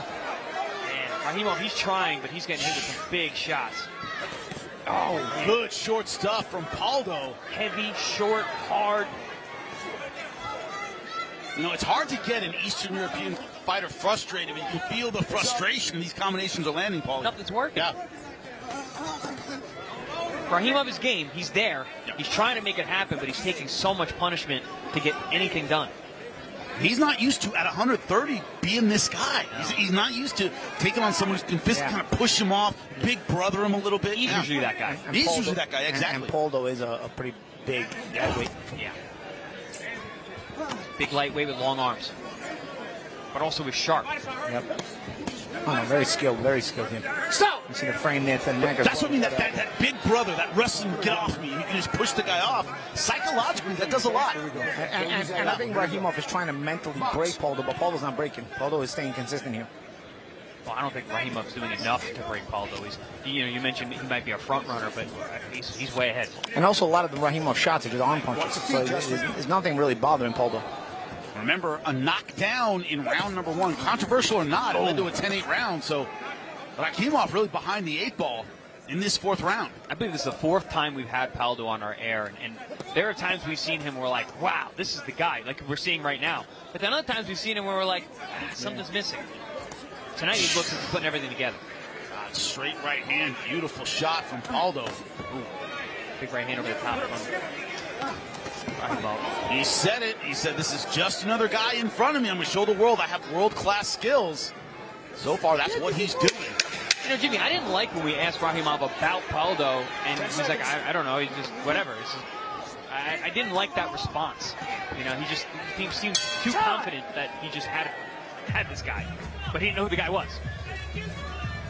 Guess what? He's finding out now. Yeah, he knows who he is now. Knows who he is now.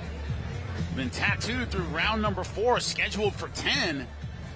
So Paulie, what I'm curious about, if you're a slow burn kind of guy like Rakhimov, but you're down with the knockout, with the knockdown, maybe 5 rounds, you got to make this up. You need a knockout at this point. Yeah, I mean, you got to at least start to think of the higher intensity here. You see the shots here by Pauldo in between the Rakhimov shots. A lot of Rakhimov shots are also arm punches. You see Pauldo getting more mustard on his shots, getting more leverage, getting more torque from the hip as well. A lot of what Rakhimov doesn't have a lot of snap. He's trying to work his way in there. You see Pauldo's response all the time because his positioning is very, very good. So Rakhimov wants to make the effort, but he's not able to because Pauldo has an answer every time. So how do you push the issue when just the effort is not going to count, not going to matter against the guy as skilled as Pauldo? You're going to have to figure out some answers. Well, Rakhimov also, he's a momentum guy. And he's if you can't get any momentum, you can't build on anything. So we begin round number 5. Oh my God, great stuff from Justin Pauldo in the black. Taking on Shavkat Rakhimov in the red and black. That's something we're seeing more and more of is Pauldo is sitting down his punches, putting more mustard on them. because he's comfortable. Like you said, Jim, he's got arm punches coming his way. Even when he gets hit with something, he comes right back. Also, you know, as you've seen in previous fights, when you're midway through a fight, and he's taking some punches from Rakhimov, hasn't been hurt. He might be going, okay, I can take this. Yeah. I can move forward a little bit. A little more confidence, yeah. Great hand over the top from Rakhimov there. But again, it's more arm punches. You know, he doesn't build to a big shot at the end of the combination. You know, sometimes when you put shots together, you build to where the last punch of the combination is the strongest one.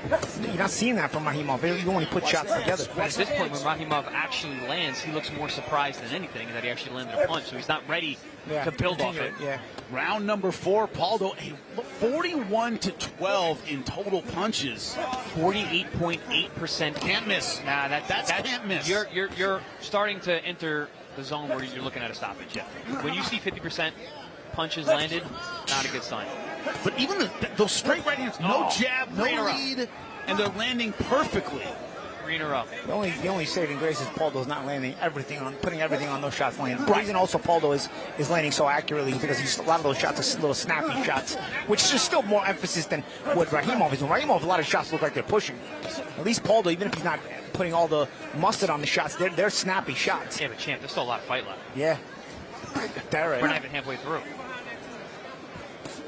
Rakhimov has to come up with something, as you said, Paul. He's eating jabs and straight rights for breakfast, lunch, and dinner. People at home need to understand. Yeah. You got 8-ounce gloves on. You're getting touched up all night. You're getting hit with these popping, jarring shots. They add up. We're pretty sure that Pauldo was the underdog. So this is another ProBox TV fight where you just can't figure out odds makers wise who's the favorite and who's the underdog. Rakhimov, former IBO and IBF world champion. That was at 130 pounds. Yeah, legit recognized world champion. Yes. This would be a massive win for Pauldo if he can finish this fight out. Paulie, the way you described it is, Rakhimov's been in the club, right? He's been in that box of world champions. And Pauldo right now handling him. He's about to kick the door in. Also keep in mind, I mean, I'm sure the odds were also close because, you wouldn't be totally shocked with Pauldo winning this fight. Yeah. You can see why Rakhimov would be favorite. Pauldo's the natural lightweight. He's a big lightweight at that. And also, he's shown his quality in his own fights. He's shown it in spurts on ProBox TV. He has shown it throughout this fight. So we reach the halfway point of our co-main event.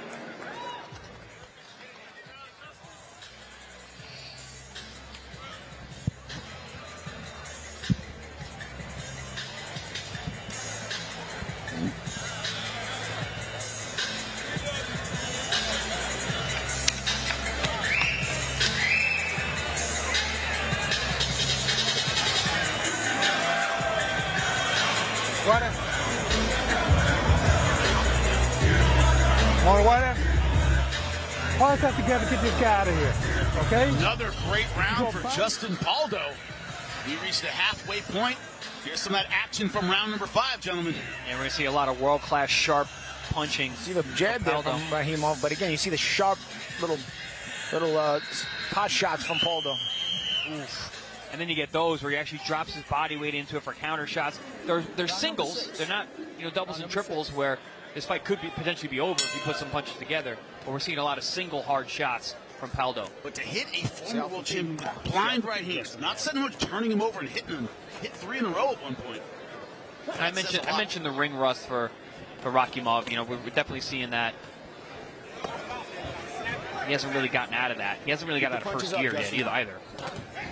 But he's taken so much damage by this point.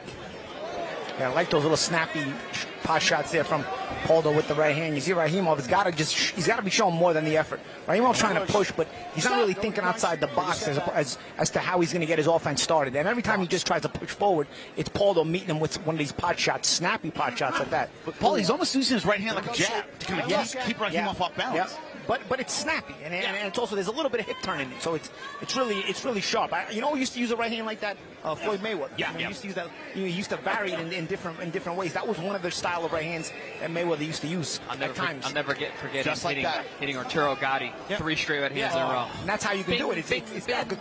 Now Pauldo seems to use exclusively that right hand. Mayweather would sort of switch it into a more weight on it, although Pauldo just showed that there as well. I'll borrow a phrase from Jim Lampley in that fight. This is humiliating. This is getting a little out of hand. Yeah. Especially for Rakhimov, yeah. who's a legitimate ex-world champion. He's being outclassed right now. And this is welcome to the new division. Sometimes you move up in weight, man. It's not what you bargained for. Yeah, I remember moving up to welterweight and being like, wow, these guys are different. Sometimes a couple pounds can be a big difference.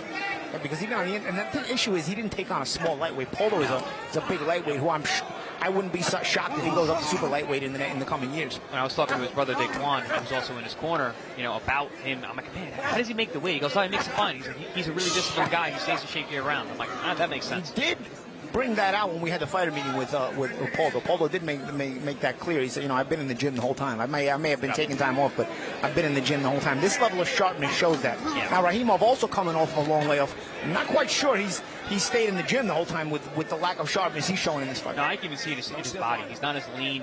I know he's up a weight class, but still, you move up a weight class, you can still be lean. He's looking like he's carrying a little extra meat around the midsection that I'm used to seeing. Starting to wear down. That right hand hurt him. Well, yeah. Again, new weight class, bigger punches too when you get clean like this. What did you say about Eastern European fighters? They don't bend, they break. Just break. Yep. Oh, good shot there. Looks like right now Pauldo trying to break Rakhimov. That's the thing These about right hands. Rakhimov does have power. Even, listen, power is power. You move a weight class short. Sure, the knockouts were at 30. The guy still has power. So he is dangerous, but at this point, he's not really showing a whole lot of it. He hasn't even gotten the respect, really, of Pauldo. Not just the knockdowns. Hasn't even gotten the respect to keep him off those power shots. He's actually gotten the opposite. Yes. You've seen Pauldo grow as he gets hit. No. Another great round for Justin Pauldo. Stumbling going to his corner is Rakhimov. But it's hard to find a round you could give to the former champion. Yeah, no. It's been all Pauldo all night long. No round has even been close. Maybe the first round was the closest round, but other than that, Pauldo has been very dominant. And again, we pride ourselves on the fact that you can't figure out who the favorite is and who the underdog is going to be. Going into this fight, Pauldo is the underdog. He's dominating the fight. This is the kind of thing that we do here at ProBox TV. The odds makers get thrown for a loop a lot of times for our fights. A little bit of target practice so far. CompuBox almost 50% with his punches. And that is a tired fighter in the corner. It's also a frustrated fighter. I don't think he expected this. Mental fatigue starting to set in.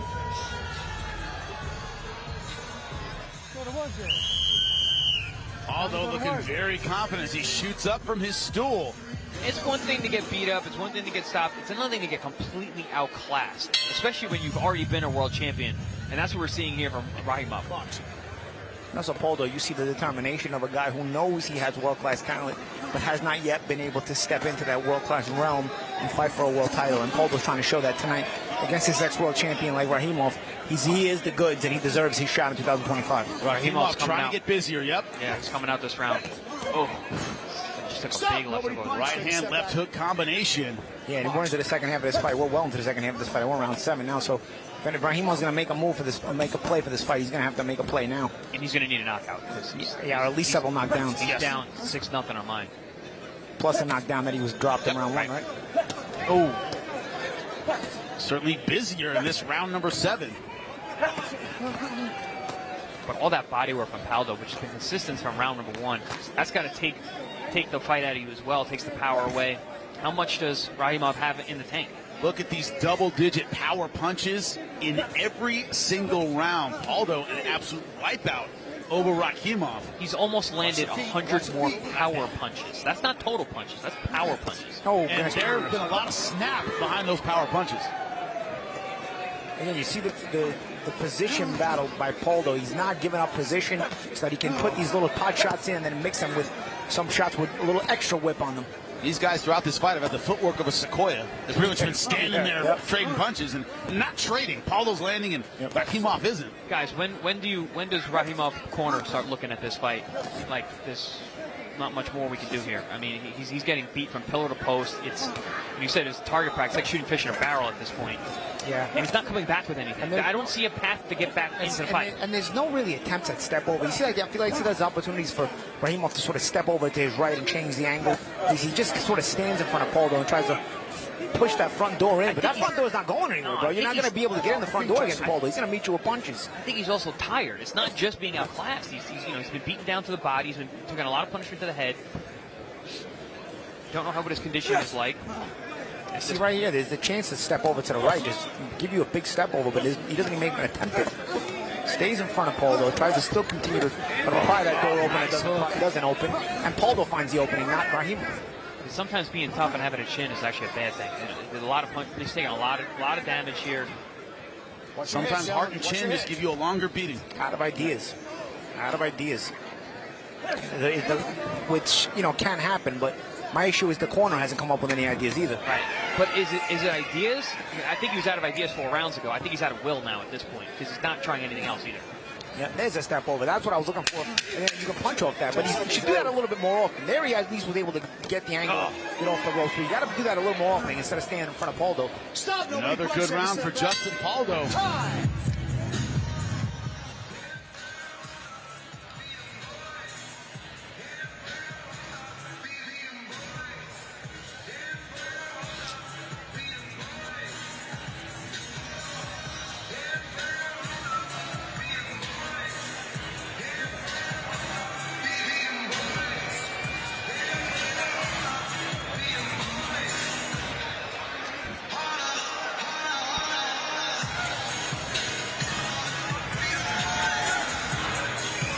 A lot of work to do in the corner of Rakhimov, but February 19th, Gabe Flores Jr. versus Jose Arellano just outside Sacramento, California. It's going to be a great fight. Mexican versus Mexican-American. Flores Jr. so confident heading into this fight. And that'll be our last Wednesday night fight of the year. We're going to go on the weekends for the rest of the year, 2025, just like we're on the weekend tonight. We're going to be, our ProBox TV series, Contender Series, is going to move on to weekends for the rest of the year. So February 19th will be our last Wednesday night fights. We'll be on Fridays or Saturdays for the rest of the year. I think just Saturdays, right, guys? Yeah, get used to it. Download the ProBox TV app now. And, guys, we will be going back to our daily shows on the network, so make sure you tune in for those as well. Get to hear from Paulie, myself, Jimmy Smith. All the boxing news. Everything is fit to show. That's what we're going to do. It's round number 8. Yeah, we're doing a show called Boxing Scene Today. Tune in every day to get your news about the sweet science. Short, snappy shots by Speaking of tuning in, right there, straight shots. Speaking of sweet science, I mean, what Justin Pauldo was able to do tonight has been a thing of beauty. I mean, just what he said he was going to do. I'm world class. I'm going to show you tonight. He's looked world class. But, I mean, Rakhimov is world class as well. He's just, it's a different level. And this speaks volumes to the level of Pauldo. Remember, Rakhimov comes in with one loss, and he's an ex-world champion. And that one loss was in his world title, when he lost his world title, in a close, controversial decision. He's being outclassed. He's being outclassed. So this is for the first time in Rakhimov's career where he's actually taken a loss where anybody who sees the fight won't mistake this for a loss. Pauldo is making a statement with this fight so far, with this performance so far. Talk about diamonds in the rough here in ProBox TV. I gotta imagine other lightweights are looking at this fight and watching and be like, yo, that guy Pauldo's a problem. When he shows up like this, he's a problem. It's at times he doesn't show up like this. So are you going to see the consistency? But one thing he's been consistent throughout this fight, and you said, Paulie, his jab is kind of filled in the mortar, right? There's no big shot. Down goes Rakhimov. Staring at the canvas. This might be over. They stopped it. Towel is in. It is over. Justin Pauldo gets the defining win of his career by knockout. Rakhimov still having trouble getting up. They could have counted to 100. They got to get him a stool. And Rakhimov would not have been able to get up. He's in bad shape. He's in bad shape, and he took a lot of punches in this fight, guys. Yeah, we talked about it wasn't a lot of big shots throughout. That was a big shot to finish him, but those consistent punches like that are very damaging. He said he was going to be world class tonight, and he was. At the expense of Shavkat Rakhimov. If you don't know, now you know about Justin Pauldo, ladies and gentlemen. Wow. Rakhimov doesn't look good right now. No, that's not. He's slumped over. After a long beating, gentlemen, this is how it happened. Yeah, he catches him along the ropes. Just a beautiful straight right hand that we've seen, and then he followed up. He got behind him. You mentioned the jab. We mentioned the jab. They're going back to it, getting that middle distance jab. He gets him with a 1-1-2, goes right back, 1-1-2. 1-1-2, 1-1-2. That follow-up is what really finished him off there. Yep. Yeah, that uppercut didn't hit him clean if it landed at all. That Pez dispenser shot, that right hand, head went straight back, looking at the lights here at the Boeing Center. Yeah, I'm not liking the body language of Rakhimov there. He's looks very uncomfortable. He's still slumped over. He keeps trying to get up, but they got to get him checked out, man. He's awake. He's conscious. This is a knockout after a prolonged type of beating. These are the dangerous ones. When it's prolonged like this. The 1 or 2 round knockouts aren't the dangerous ones. Yeah. It's when you talk the second half of the fight, the 7, 8, 9, 10 rounds. Yeah, the only time 1 or 2 round knockouts I've seen are dangerous is when pre-fight medicals weren't done right or weren't done well. If pre-fight medicals are done well, and the Texas Commission is a pretty good commission for that kind of stuff. It's usually the only time you get damages with those late knockouts after a prolonged beating or prolonged physicality. But Pauldo has been accurate throughout this fight with his power punches, gentlemen. That was the story of this fight. And they were very snappy. Even though they weren't everything on them, it was very snappy consistently. He did everything. He showed the jab, he showed the counter punches, he showed the body shots, he showed the consistency, he showed the conditioning, he showed the physicality, he showed his own durability in terms of the shots that he was getting touched with. But yeah, I mean, he really put it all together. That world-class skill that he was telling us about, he just put it on display tonight. And he also put it on display, or put it on notice, rather, the other lightweights in the division. Justin Pauldo's a problem. They have Rakhimov on the stool now. They're attending to him. Round number 8. Look at these straight punches, gentlemen. Listen to those shots. Ding, ding, bong. Oh. Brutal. Listen to this crack. Bang. That's textbook. You show a kid day 1 in the gym. That's how you throw a 1-1-2. Beautiful stuff. Great combinations. World-class skills from Justin Pauldo. And I'm sure, I can't believe what I'm seeing here. Total punches 255 to 72. Damn near 50%, gentlemen. That is can't miss. I was going to say power punches. I think we are going to see 50%. Yeah. Over 50% of the power punches landed. When you get into that zone, you're scoring a knockout, and we saw one. Rakhimov now on his feet, by the way, being congratulated. Some respect shown between him and Justin Pauldo. And it was Justin Pauldo's night tonight. Man, did he call his shot. I will show that I am world class. That man can hang and defeat anyone in the world at 135 pounds. Bright future. Lupe, make it official. Inside the ProBox TV ring, the official time. 1 minute, 53 seconds of round number 8, damas y caballeros. Dentro del cuadrilátero de ProBox TV, el tiempo oficial. 1 minuto, 53 segundos del octavo asalto. Your winner, by way of knockout, el vencedor por knockout, the $1 Million Man, Justin Pauldo. We say it all the time here on ProBox TV, 50-50 all-action fights, no A-side, no B-side. Pauldo did an incredible job. This is how it ended, Chris. Yeah, double jab, right hand, that little one pop. We talked about the pop shots all night long, but then he put a little more mustard on that one. At that point, the fight, the will, everything had been beaten out of Rakhimov. I don't like the way Rakhimov looked. This is why I believe they should have oxygen in the ring after knockouts. I mean, they do that in England. I don't know. I do not understand why they don't do that in the United States. Fortunately, he is back to his feet. Have to go. He doesn't look good, man. Yep. He should have oxygen. He should be taking in oxygen, man. And there's no oxygen anywhere near in sight. Not going to remember this one, but it was a tough fight from start to finish. Yeah, he definitely is not moving very well. I don't like the way. They got to keep an eye on him in the dressing room too, man. You hear about guys collapsing in the dressing room after fights too. They're going to keep an eye on him. Surrounded by they're bringing the stretcher. They're bringing the stretcher, so that doesn't do anything if you don't have oxygen. There's absolutely nothing if you don't have oxygen. Well, it does something. You have to walk to the back. I mean, not going to fall again. Yeah. It is right now being attended to by medical staff here at the Boeing Center. They're going to go to the hospital and get checked out because that was a brutal knockout after a brutal sustained beating. As you said, Paulie, those are the worst kind. Well,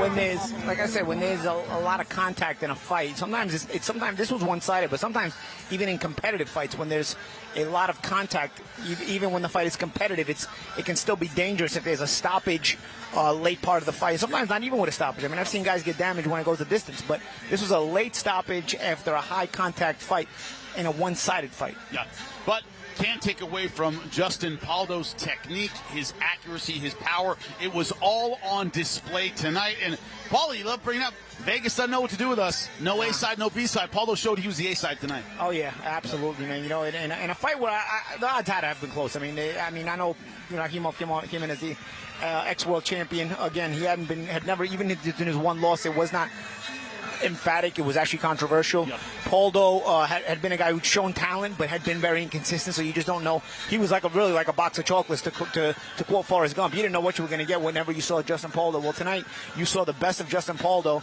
and he totally dismantled Rakhimov, who never looked comfortable at the new weight. What you see is that at his best, he can beat anyone in the world. And when it comes to the gambling world and putting odds, it is so difficult to do on a ProBox TV card because A-side, B-side, they all come to fight. That was our co-main event. We expect the same kind of action in our main event tonight. Well, who's going to make the picks? Who's going to break down the fights? Nobody better than our own Bad Jacket, J-Rod. Here's his thoughts.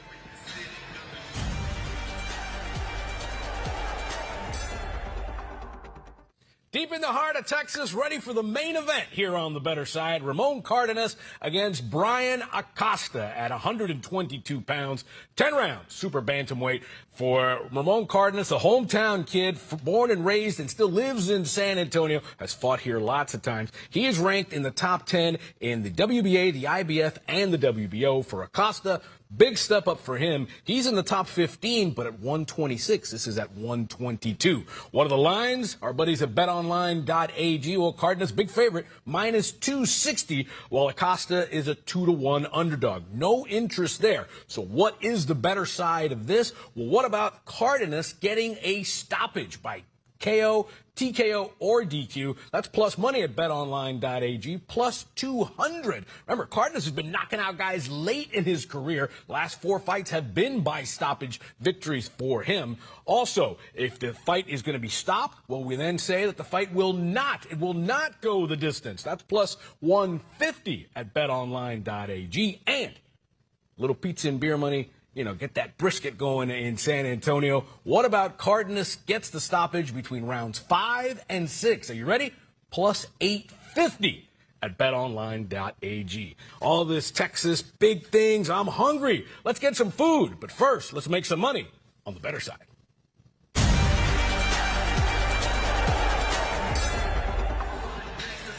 Good stuff from J-Rod, but I said you could borrow my grandpa's jacket. I didn't say you could keep it. I expect it back this week, by the way. Jimmy, what about the bad pocket square? If that's really bad, does it make the bet better? I believe him a little bit more when he has the bad pocket square, right? But the bad fashion sense aside, it's this idea that he's a late starter, does tend to get finishes late. Is that the key to this? Is it like keeping the pressure on if you're Acosta? If you're winning early, you cannot fumble the ball. You got to keep the pressure on. I think the key is to not start slow, to not be the guy who's thinking too much and trying to set two traps for too long. Because with a guy like Acosta, you're going to find yourself in round 8, you're down 8-0. And then you need a knockout. And Acosta's never been beaten, never been stopped. He's been in the ring, at least in the gym, with guys like Naoya Inoue, who can really punch. So it's like, not only can this kid fight based on that he's sparring with Inoue, but he can take a shot. Otherwise, they wouldn't bring him back. And he's big at the weight. And he's big at the weight. He's coming down from 126 to 122. Cardenas is in tough tonight. He cannot fight like he normally does, where he starts super slow. He's going to fall behind. He needs to be able to set those shots early. I know. J-Rod said on better side, no interest in the straight up odds of winner and loser. I think there's interest in the straight up odds. I think there's a legitimate chance that you could look at Acosta as a viable live underdog to win the fight by decision. I would think. I wouldn't think stoppage. Well, can he get a decision in Texas though? Against the Texas the guy fighter. throws a lot of punches. And Texas judges like a guy who comes forward. You know what else Texas judges like? Hometown fighters. Speaking from a guy who knows from experience. Weigh it out. Okay, another thing, Justin Pauldo in our co-main event, his criticism is that he was good in flashes, but not consistent all the way through a fight. Let's see if that same thing. Cardenas has the same problem. Can he get it together? We're going to find out. Our main event coming up, Cardenas versus Acosta, when we come back on ProBox TV.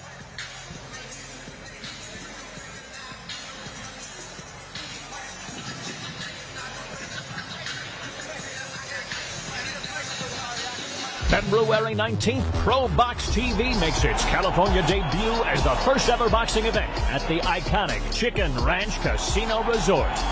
In the main event, world-class amateur-turned-pro Gabriel Flores Jr. defends his regional WBA title in a clash you won't want to miss. February 19th, be there. Click below to get your tickets now.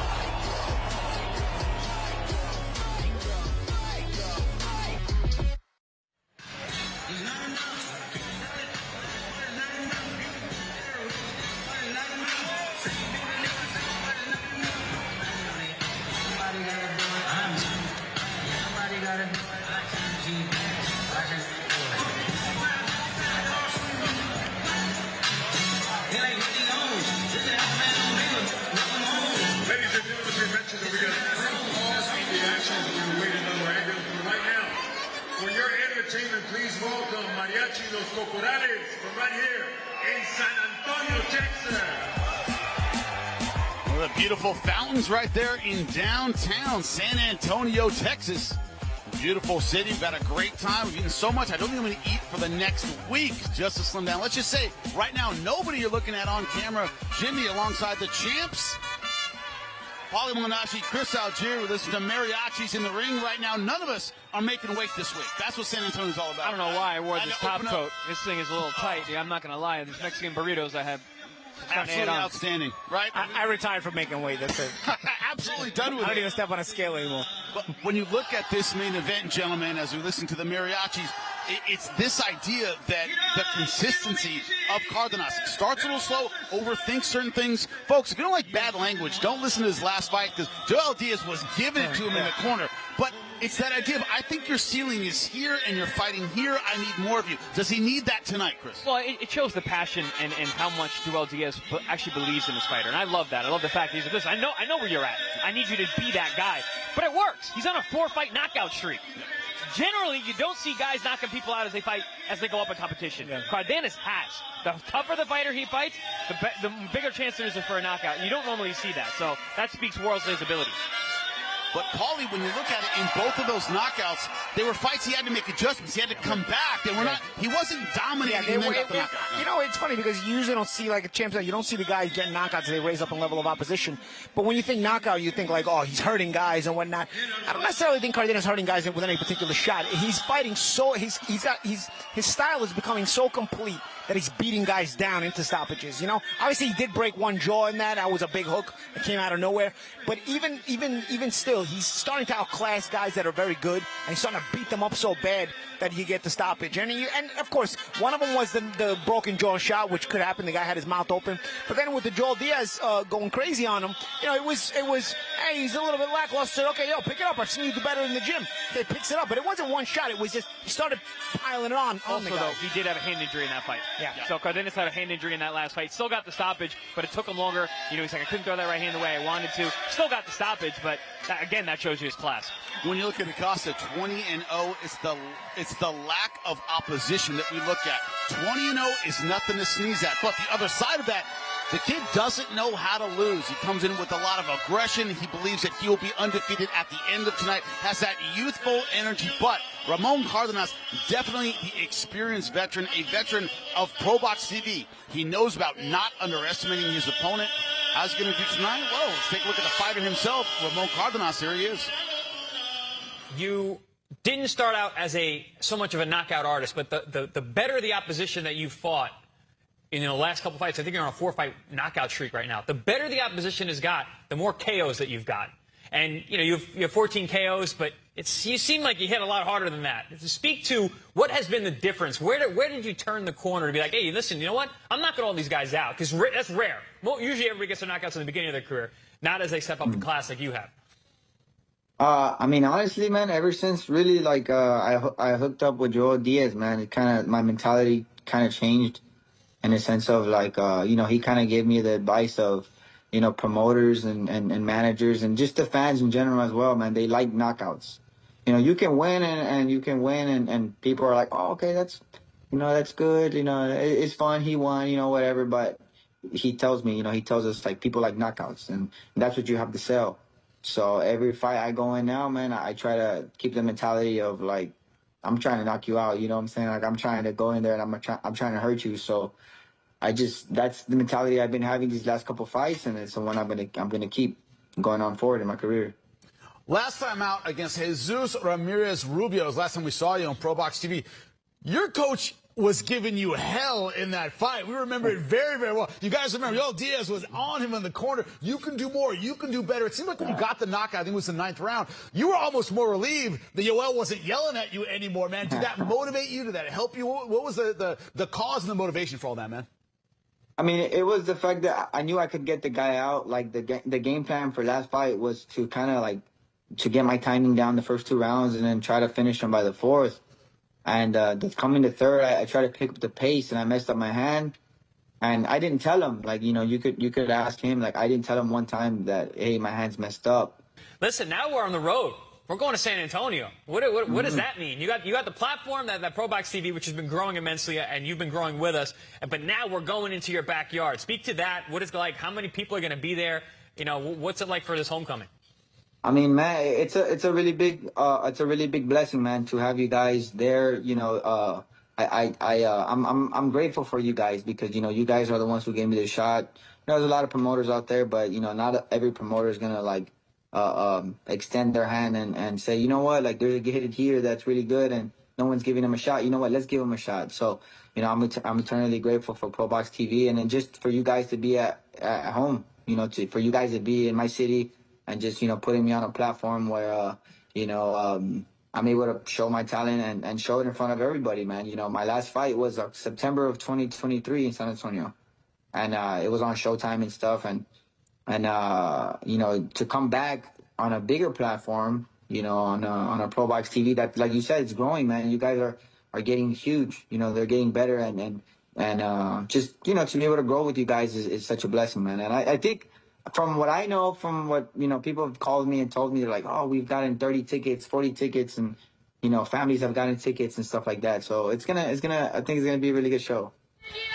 A little bit of pressure, of course, being in your hometown and fighting. He talked about that, but also the support carries you through some very tough rounds that he's bound to have tonight. What's your thought on it, Chris? Listen, fighting at home is one thing. I fought at home a lot during my career, but I think even more than that is the pressure of where he stands in the rankings.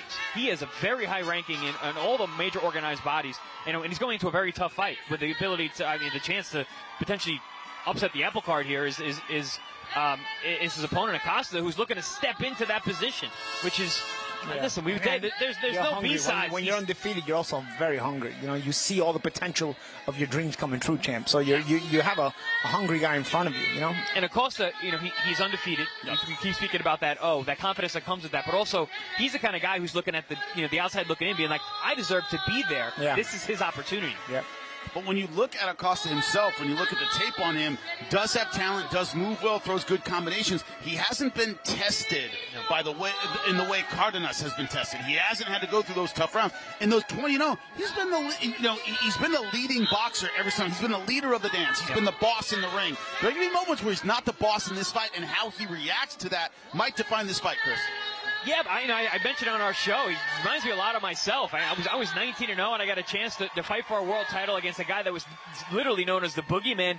And listen, I had pretty much been a front runner my whole career. I had beaten everybody pretty easily up until that point. No one gave me a shot. I didn't have a lot of knockout power, and then I went out there and upset the apple cart. That's where Acosta is in this point of his career. I walked into that fight like, listen, I'm the man. You got the belt, but you're just holding it until I get it. Acosta, I think, has the same kind of mentality. Yeah, and also Acosta, you know, this is the chance to get the win that legitimizes the undefeated record. You know, like, people can look at his record on paper and be like, he's undefeated, but he's, you know, he fought the run-of-the-mill opponents. You keep an undefeated record with a win over a guy like Ramon Cardenas on that record. All those wins. Now that undefeated record has a lot of substance. You can step into a lot of big opportunities because you've already got enough fights. You're in 21 wins with a win over Cardenas with an undefeated record. You know, you're looking at possible shots at title fights. Yeah, that's title contention time. Yeah, it is. And one of the reasons you're hearing the mariachis, one of the reasons there's a delay right now is, of course, Shavkat Rakhimov in our last fight. Not only a tough fight, we took a lot of punches, a vicious knockout, took him a long time for him to get back to his feet. He obviously had to take an ambulance to the hospital to get checked out. They have to bring an ambulance back, so we have one on standby here. The ambulance just got in. So we are good to go, waiting for the mariachis to finish. But that's why they got into the ring, is because of the way the commission works. We're waiting for some word. We're waiting for some word, but we have the ambulance back. Let's take a look at the tail of the tape for this 10-round super bantamweight fight. Ramon Cardenas, 29 years old. Bryan Acosta, 26. 2-inch height, or inch and a half height advantage for Acosta. Reach 2 inches for Bryan Acosta as well. So it's one of those things where Bryan Acosta a little bit younger, undefeated. He's very, very hungry. But Ramon Cardenas, when he's on, he's one of the best in the world. And Acosta's bigger. He normally fights at 126. This fight's at 122. Yep. Coming down in weight for the biggest fight of his career. Yeah, going back down 122 pounds. Probably going to be the bigger man tonight. Here are the odds. Ramon Cardenas minus 260. Bryan Acosta plus 200. What do you think of those odds, Paulie? I mean, their odds, they seem legit. But again, we're tricky. At ProBox TV, we're tricky, bro. That's all I'm going to tell you. If you put money on the underdogs, a chance you're going to make some cash. We ain't telling you to do that, but we've seen. If you watch ProBox TV enough, you know what underdogs. We had at least one underdog win in most of our cards. We just had it in our last fight. Yes. So we've already reached our over/under. But let's see what the main event brings us. Jimmy, you know when I make that face, then maybe you should bet the underdog. That's yeah, very, very true. When you look at it, Chris, when the Pauldo fight, for example, we had seen flashes of greatness. Could he be consistent? Could he start fast against a guy who's a former world champion? He did those things. If you're Cardenas and you got Joel Diaz telling you what to do, is it about starting faster? Do you change things up a little bit against an undefeated guy, meaning step it up early, let him know, hey, you're not on my level. Play the psychological game. Well, yeah, and I think Cardenas is going to need to show that to make it to that next level, to not only get a title fight, but to win a title. He's got to show that his class is above and beyond. He can set it from the beginning, and he can ride that through for 10 and eventually 12 rounds if necessary.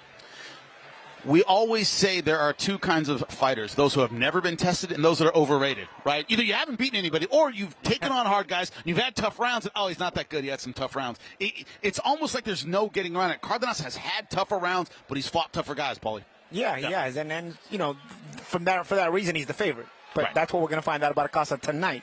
Tonight, you see the baptism by fire or you get burned up. And that is the difference. Acosta, look for him to start very, very quickly. A two-fisted puncher, young, aggressive. How are those first 3 rounds going to go? Once again, scheduled for 10.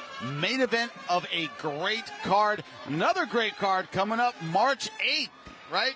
It is Arnold Higai, 22-1-1, 14 knockouts versus Joet Gonzalez, 26-4-0, 15 of those wins by knockout. Saturday, March 8th, hometown, Long Beach, California. Can't wait to go back home. You guys got great Mexican food here? Great Mexican food in Long Beach as well. I'll take you right to it. We're rocking around with you that day, or that weekend, rather. We're going to find the good food. It's going to be a great night of fights, March 8th. It's our main event coming up here in San Antonio, Texas. Once again, we had an ambulance issue where one had to leave because of Rakhimov to get him to the hospital. They have returned. Has delayed our main event just a bit. We had a little mariachi music. You've heard it in the background. With that delay, man, a little extra nerve.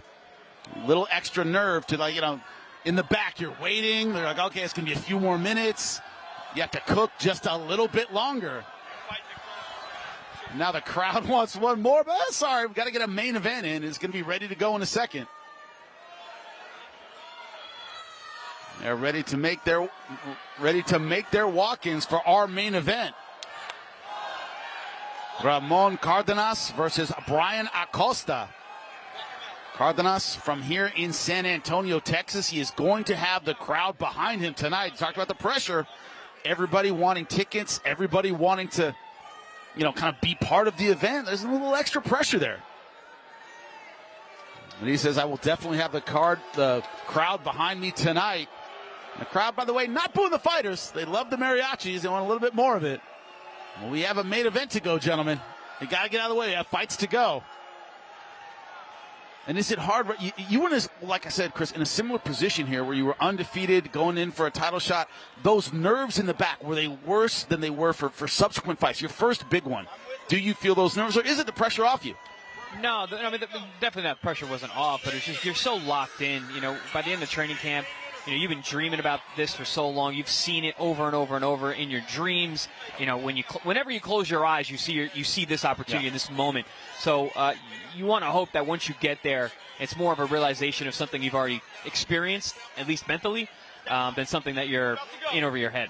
Paulie, did we just see that with Justin Pauldo, where he said, we're going to show the rest of the world what I have? Is that the attitude?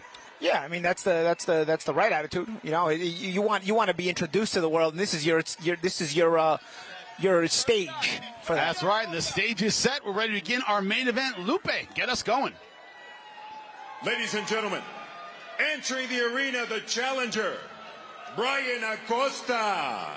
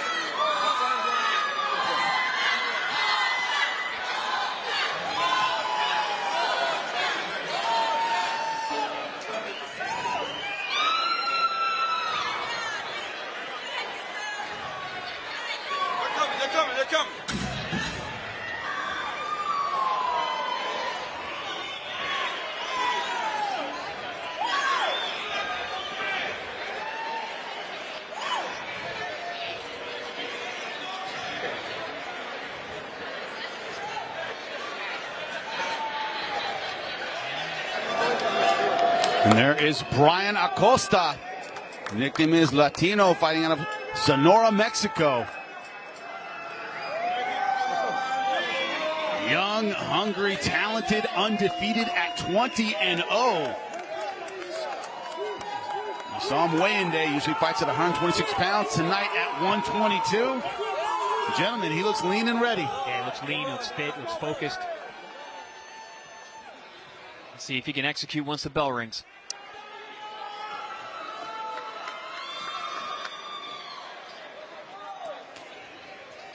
Coming off a TKO win back in February last year. That was in Mexico.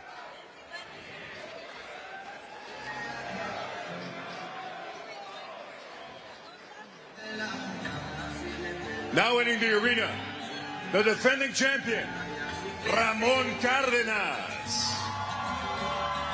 And you hear the crowd erupting for that man, Ramon Cardenas. Coached by Joel Diaz. You see him behind his fighter.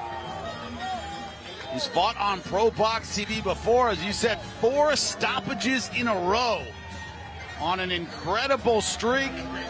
Right now, 13-fight win streak, along with those 4 knockouts in a row.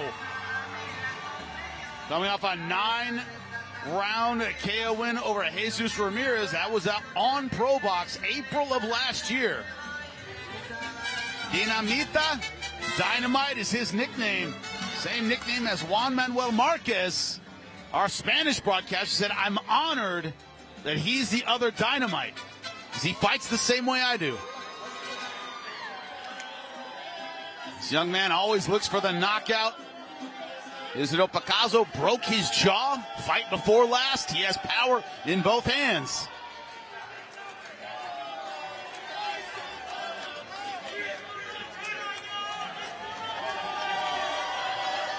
Ladies and gentlemen, from the Boeing Center at Techport, we continue with the action. This is ProBox TV, being presented in association with Texas Boxers and Brawlers, and being sponsored by Bet Online, Wild Casino, and GomezLawFights.com. This contest set for 10 rounds on the line. The WBA Continental Latin America Super Bantamweight title. Este duelo, 10 vueltas en juego. El título continental Latinoamérica peso super gallo de la AMB. President of the WBA, Gilberto Jesus Mendoza. Supervisor, Julio Tai. Our judges at ringside scoring the action we have Charles Weaver, along with Ruben Carrion and Joe Calvi. And now, San Antonio, Texas. We're going to find out quién es el más macho. The ProBox main event is on now. Presenting first, the challenger, fighting out of the blue corner. He enters wearing black with red trim, presentando al retador en la esquina azul, vestido de negro con vivos rojos. Su peso oficial, 121 libras y un cuarto is official weight, 121 1/4 pounds tonight. In the biggest fight of his career, he puts his undefeated record on the line, consisting of 20 victories. 8 of those victories coming by way of KO. Esta noche, en el combate más importante de su carrera profesional, pone en juego su récord invicto de 20 victorias, 8 de sus victorias por la vía del knockout. Puro Hermosillo, Sonora, México. Bryan, Latino, Acosta. Across the ring in the red corner, wearing blue with silver trim, en la esquina roja, vestido de azul con color plateado. Detuvo la báscula a un peso oficial de 122 libras. He tipped the scales at an official 122 pounds. Tonight, he enters the ring with a record of 25 victories against 1 lone defeat, 14 of those victories coming by way of KO. Esta noche, entra al cuadrilátero de ProBox TV con un récord de 25 victorias, solo una derrota, 14 de sus victorias por la vía del knockout. Started from the bottom now. He enters the ring a world-ranked contender and defending his title here in front of his people of San Antonio, Texas. Ramon, Dinamita, Cardenas. With final instructions, referee Ellis Johnson.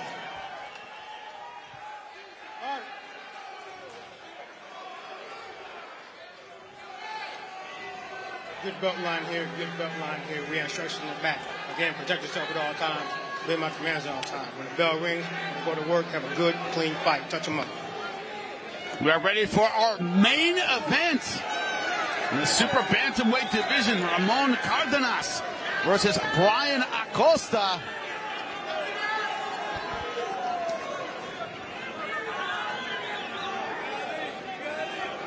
There's the bell. Round number 1. We are underway.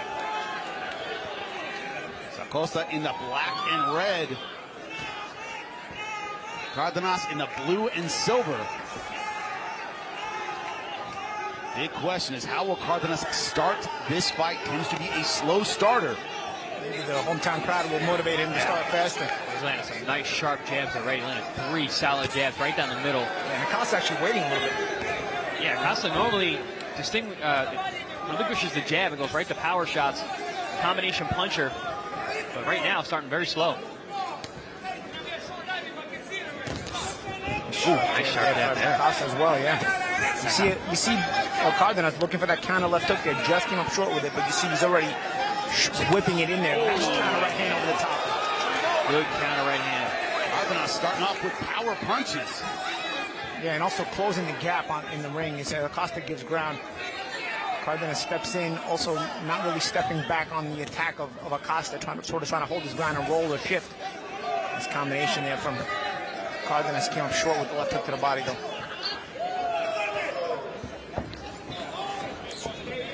Interesting that Acosta staying right in front. You got a guy who's a puncher with both hands. Came right in front of him, not throwing punches. It seems like he's trying to settle into obviously this is a step up in competition for him.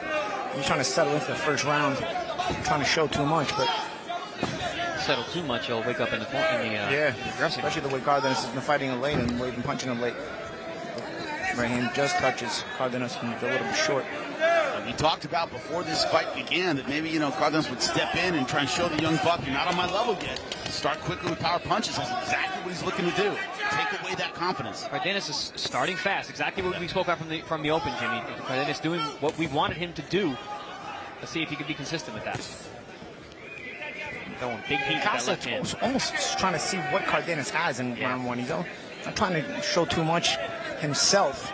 almost willing to give up this first round, trying to put on that mental pressure, but not really putting on a lot of physical pressures. And now he finally does get to Cardenas, but he smothers his own work. He's also not the puncher in this situation, so just coming forward.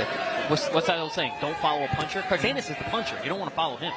Yeah, only 8 knockouts in those 20 wins for Bryan Acosta. Nice defense there by Cardenas. Yep. Stepping around and then underneath the hook.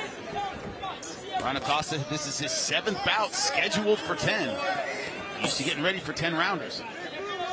Cardenas is very sharp, throwing heavy punches with both hands.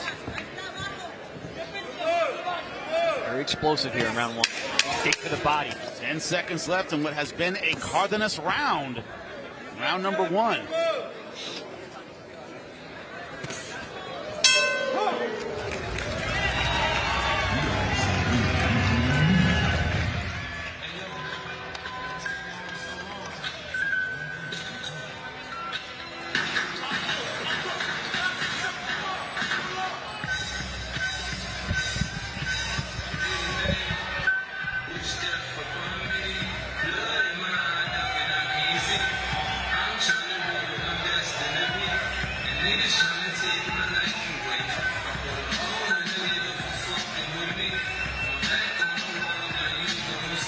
Well, you're undefeated, kiddo, but how do you deal with adversity? Round number 1, Cardenas putting it on Acosta.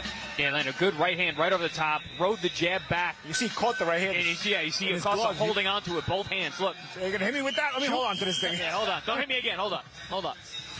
That's actually a good move. Yeah. Acosta couldn't follow. Cardenas couldn't follow up. Yep. Got stuck. Actually, you know who did that? Floyd Mayweather when he got rocked by Shane Wilson. Yeah. He held on to the arm, yeah. Veteran move for Acosta, but doesn't change the fact that Cardenas owned that round number 1 with those power punches. Perhaps Acosta, which is like you said, Champ, trying to feel out what Cardenas has. It looks like he's coming out a little more aggressive here in round 2, right off the outset. One about Acosta, and he looks big in this weight class. Yeah, he's tall, he's long. But again, if you're not a puncher at 26, even if you go down, I don't see you becoming a puncher all of a sudden at 22. Well, first you got to weigh him, right? And Cardenas is a pretty elusive target. He has a good sense of his distance, has a good sense of, that defensive radar as well, natural defensive radar. And also can punch when he makes you miss. So you can't just go at him with the full enthusiasm. He's right there. And you try to get aggressive and he'll walk you into right hand like you just did there to Acosta. Yeah, Cardenas, I think, has a very underestimated boxing IQ. Good he sets things up. He's very poised. But he's throwing. The problem is he tends to overthink things and let his IQ kind of dictate the fight. Not tonight. He's throwing well tonight. Yeah, you get one thing, get into a rhythm, but if you're able to get into a flowing rhythm and shoot your shots off that flowing rhythm, now it's hard to get a tell on any of your punches. And one thing about Acosta, he's not a puncher, but he's a very good body puncher. According to ProBox stats, 39% of his landed punches are to the body. So I think that makes a difference against fighting a counter puncher like Cardenas. And so far, the body punches have not been a factor for Acosta. Yeah, Acosta really hasn't been a factor in general. He's coming forward, but he's not been able to really find Cardenas. Cardenas has been walking him into some good sharp shots, sharp shooting well. And then mixing in a few of those good body shots like you mentioned, Champ. Yeah, Ramon split the guard nice. A little hook right-hand combination. A nice little decoy there where he shoots a jab to the stomach and tries a right hand to the head. A little up and down. Just let Cardenas out of that corner.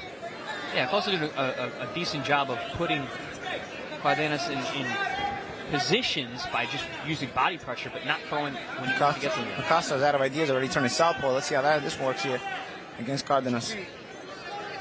Problem is, it makes the power punch easier to throw. You gentlemen know that. Opposite stances, and he's going to wing it. But also a guy with a high-level amateur pedigree the way that Cardenas has. He's used to southpaws. He knows what to do with them. But this is something that actually Acosta does. This is not out of the ordinary. I've seen him switch stances, in fights. Doing obviously early here, but they're probably looking for a different answer there. He wasn't getting what he was wanted out of the right-handed stance. 10 seconds left to go in round number 2. Cardenas staying very, very solid. And once again, accurate with the power shots in round 2. Acosta changing stances, but still not getting anything done offensively. Hasn't found a way in yet, gentlemen. Doesn't look comfortable to me, though. Yeah, hasn't been able to really get into the fight yet. And Cardenas looks comfortable. He's at home. He's boxing well. He's not being made to overthink. He's not getting yelled at by Joel Diaz in the corner. He's able to just be natural. You know, he's fighting a very natural fight, and it's coming easy right now after 2 rounds. Remember, plenty of fight left to go. We're just about to begin round number 3. This one's scheduled for 10. Expect Acosta to just mentally check out. That idea that Cardenas, normally a slow starter, might take some time to warm up. That has not been the case tonight. Fighter from San Antonio, Texas, has been ready to go from the beginning. In round number 3. Acosta, we're going to see what he has in his bag of tricks, because, you know, you and I were saying it, Chris, when we were studying tape on this guy. Acosta generally hasn't been bothered that much by his opponents. Haven't seen him have to change things and dig deep. He's going to do both of those things tonight. He's usually very busy with his hands, especially combination punching off the power positions. But, you know, not a big jabber, but a combination puncher, a body puncher. Just got rocked the right hand there. Not letting his hands go.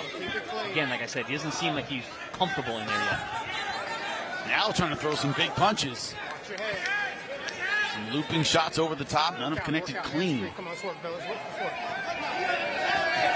Oh, good shots and then mix it up with a left to the center to get the glove to close it up the middle, and then comes around the body shot on the side. Flash of heads there. Cut. There's a little mouse developing on the outside of the right eye, probably for one of those left hooks from Cardenas. Oh, good right shot. hand. Yeah, good right hand from Acosta. Best punch of the fight so far for Acosta.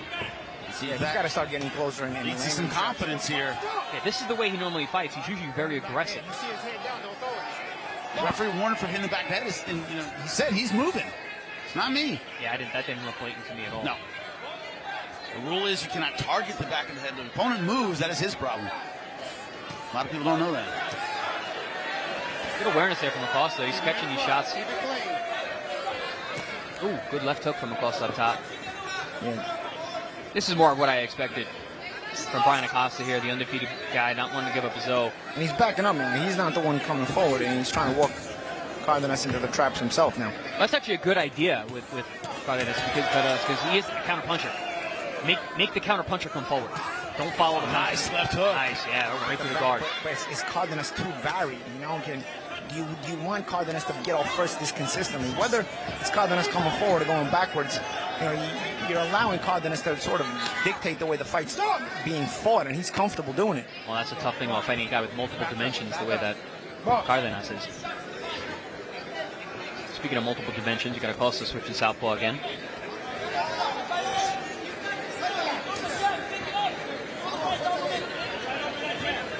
Maybe to your point, Paul, you know, Acosta was waiting to see what Cardenas had, read him for a couple rounds, and then is now comfortable pulling the trigger a little bit more. Yeah, or Cardenas is comfortable walking Acosta down. You know, it could be one or the other.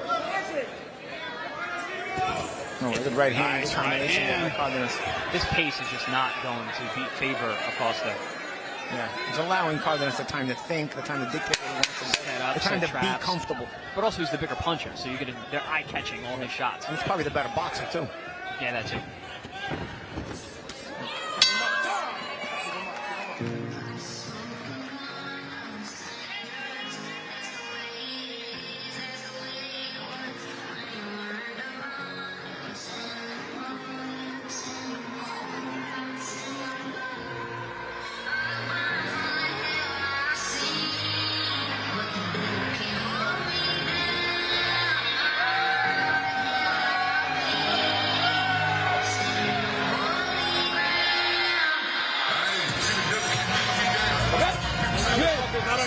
Ramon Cardenas, Joel Diaz putting on the Vaseline. It's been a great fight so far for him as we begin round number 4. See some of those big shots. I mentioned that little mouse throwing on the outside of the right eye of Acosta from shots like that. Even when you block them, the inside of your glove bashes into the side of your face. That can actually do damage to the soft tissue around the eyes.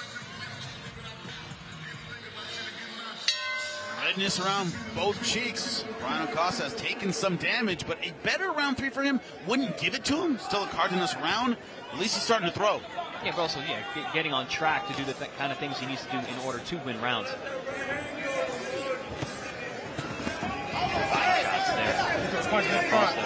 He's trying to throw with some mean intentions here. Nice left hook. Step back, let's go. Acosta has success when he throws, he's just not throwing it up. But part of that is also because Cardenas is such a good counterpunch chain. Yeah, absolutely. So sometimes you don't want to just throw just for the sake of throwing, because Cardenas will walk you into a trap or a counter shot. He's actually landing on Cardenas now. Hands are free, let's walk. Nice short uppercut.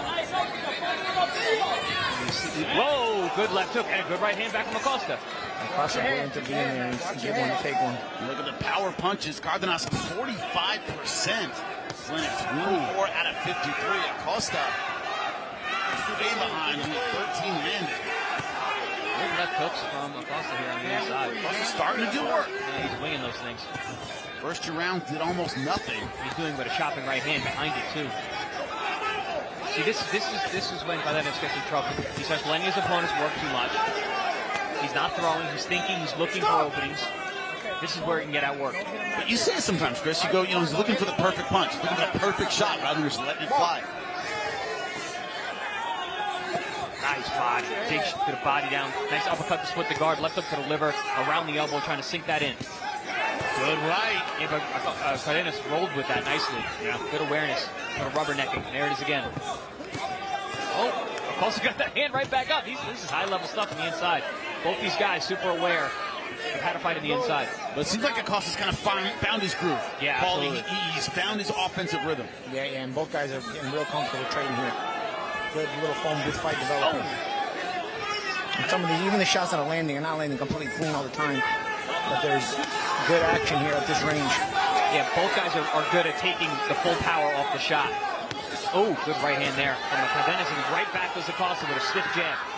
And Acosta will want this distance. From at that middle range, it was difficult for him to really find Cardenas when Cardenas was boxing. But at phone booth here, Acosta, he kind of likes this kind of fight. Well, yeah, he's a taller, longer guy. You would think he'd want to fight on the outside. That's not his style. He likes to fight here. He does not jab. Yes, not a Mexico, jab. they like that closer range fighting over there.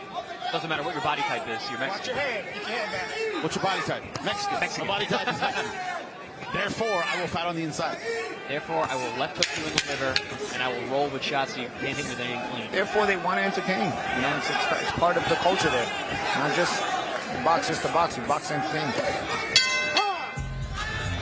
Both guys showing good things that last round. Cardenas, he's in a fight. He's always in a fight. His last couple of fights, literally. The time at the stoppage, the fights were even. They were split. Ramon, Cardenas is always in fights, man. There's a good jab there. That was a glancing shot. That was I was saying that nice roll, the awareness of both these guys were doing a good job of slipping and sliding, so they weren't taking the full brunt of the shots. Some clean ones got in there, but these guys are in a good rhythm on the inside right now. Problem is, how educated are the judges? We have replay. We're close. You guys are two of the best in the game. You see those rolling shots. Sometimes the judge does it. They think they're clean right hands when they're not. Yeah, very true. Absolutely. Most people don't. Even the average fan won't catch that. But I like that confidence from Acosta. Yeah. He saw him walk to the center of the ring. Yeah, well, I saw it in the last round. He walked back to the corner like, yeah, I'm here.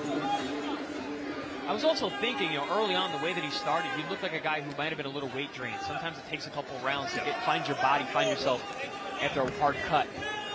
Because this is his first time fighting at 122. Used to be at 126. Round number 5 scheduled for 10. And Champ, I don't know if you agree with me. To me, it looks like Acosta hits harder than I thought. Yeah. When he's able to get that leverage on his shots and put a proper distance in the snap, you can see there's some leverage there. Just a lot of the shots aren't landing cleanly on Cardenas. But you can touch. Hitting the gloves, hitting the elbows. You can tell he's got some heavy hands as well. There's some mustard on those shots. I like the attitude of Lamont Roach. Doesn't have a lot of knockouts on his resume. He said, doesn't mean it can't hurt you. My shots still hurt. You know, punch is a punch. Yeah, punch is a punch. Acosta knows that. Nobody's going to enjoy it. Don't forget, you know, there's knuckles, there's bones inside those gloves. A little distance change here from Cardenas. He's trying to change the rhythm up a little bit. He doesn't want Acosta getting too comfortable at that close range. You see the different effort here by Cardenas this round. He's trying to go into a different gear of boxing. Different effort from Acosta, too. He's putting out a lot of energy, trying to close that distance. He wants frenetic energy. He wants to have it at that close range that he's had the last couple of rounds. He wants to fight. Yeah. Right in front of us in the corner. Good awareness there from Cardenas if they would have slipped that right hand. But Acosta putting the physical pressure on, leading with that head.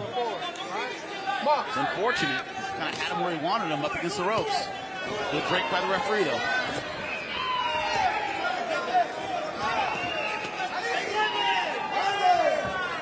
Good high-class stuff from both these guys, man. But Cardenas this round doing a better job of keeping that middle range. You know, obviously you can see what Acosta wants. Acosta wants close range. You see Cardenas has done some distance changing, punching off the distance changing, controlling Acosta a little better this round than he was in the last 1 or 2 rounds. But Acosta's still trying to get there. He knows where he wants to be. Yeah, we're seeing that youthful exuberance, that undefeated record mentality that Acosta has. Fight's getting interesting now. Acosta not jabbing as much on the outside either. He still close ground with that jab. I mean, he wants to close the ground. He wants to get close, but he wants to just walk in like that. And if Cardenas decides he doesn't want to let him do that, it's not going to be easy to just do that by walking in. According to CopyBox stats, Acosta does not jab. Yeah. He's a power puncher, he's a combination puncher, he's a body puncher, but generally he just walks in. And that's great when you're at close range. But sometimes if you got a guy who doesn't want to let you close range, you're going to have to figure out ways to get creative and close that range. And the jab is certainly one of those methods you could use. Needing some counter punches getting in this round. It's not like that. Cardenas has some right hands waiting. But that's what happens when you don't have a jab, right, champ? Yep, exactly.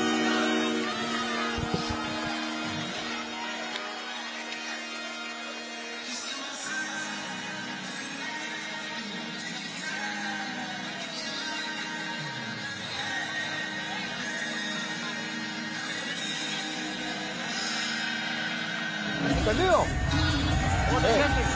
Y este round lo llevaba, perdón, aquí.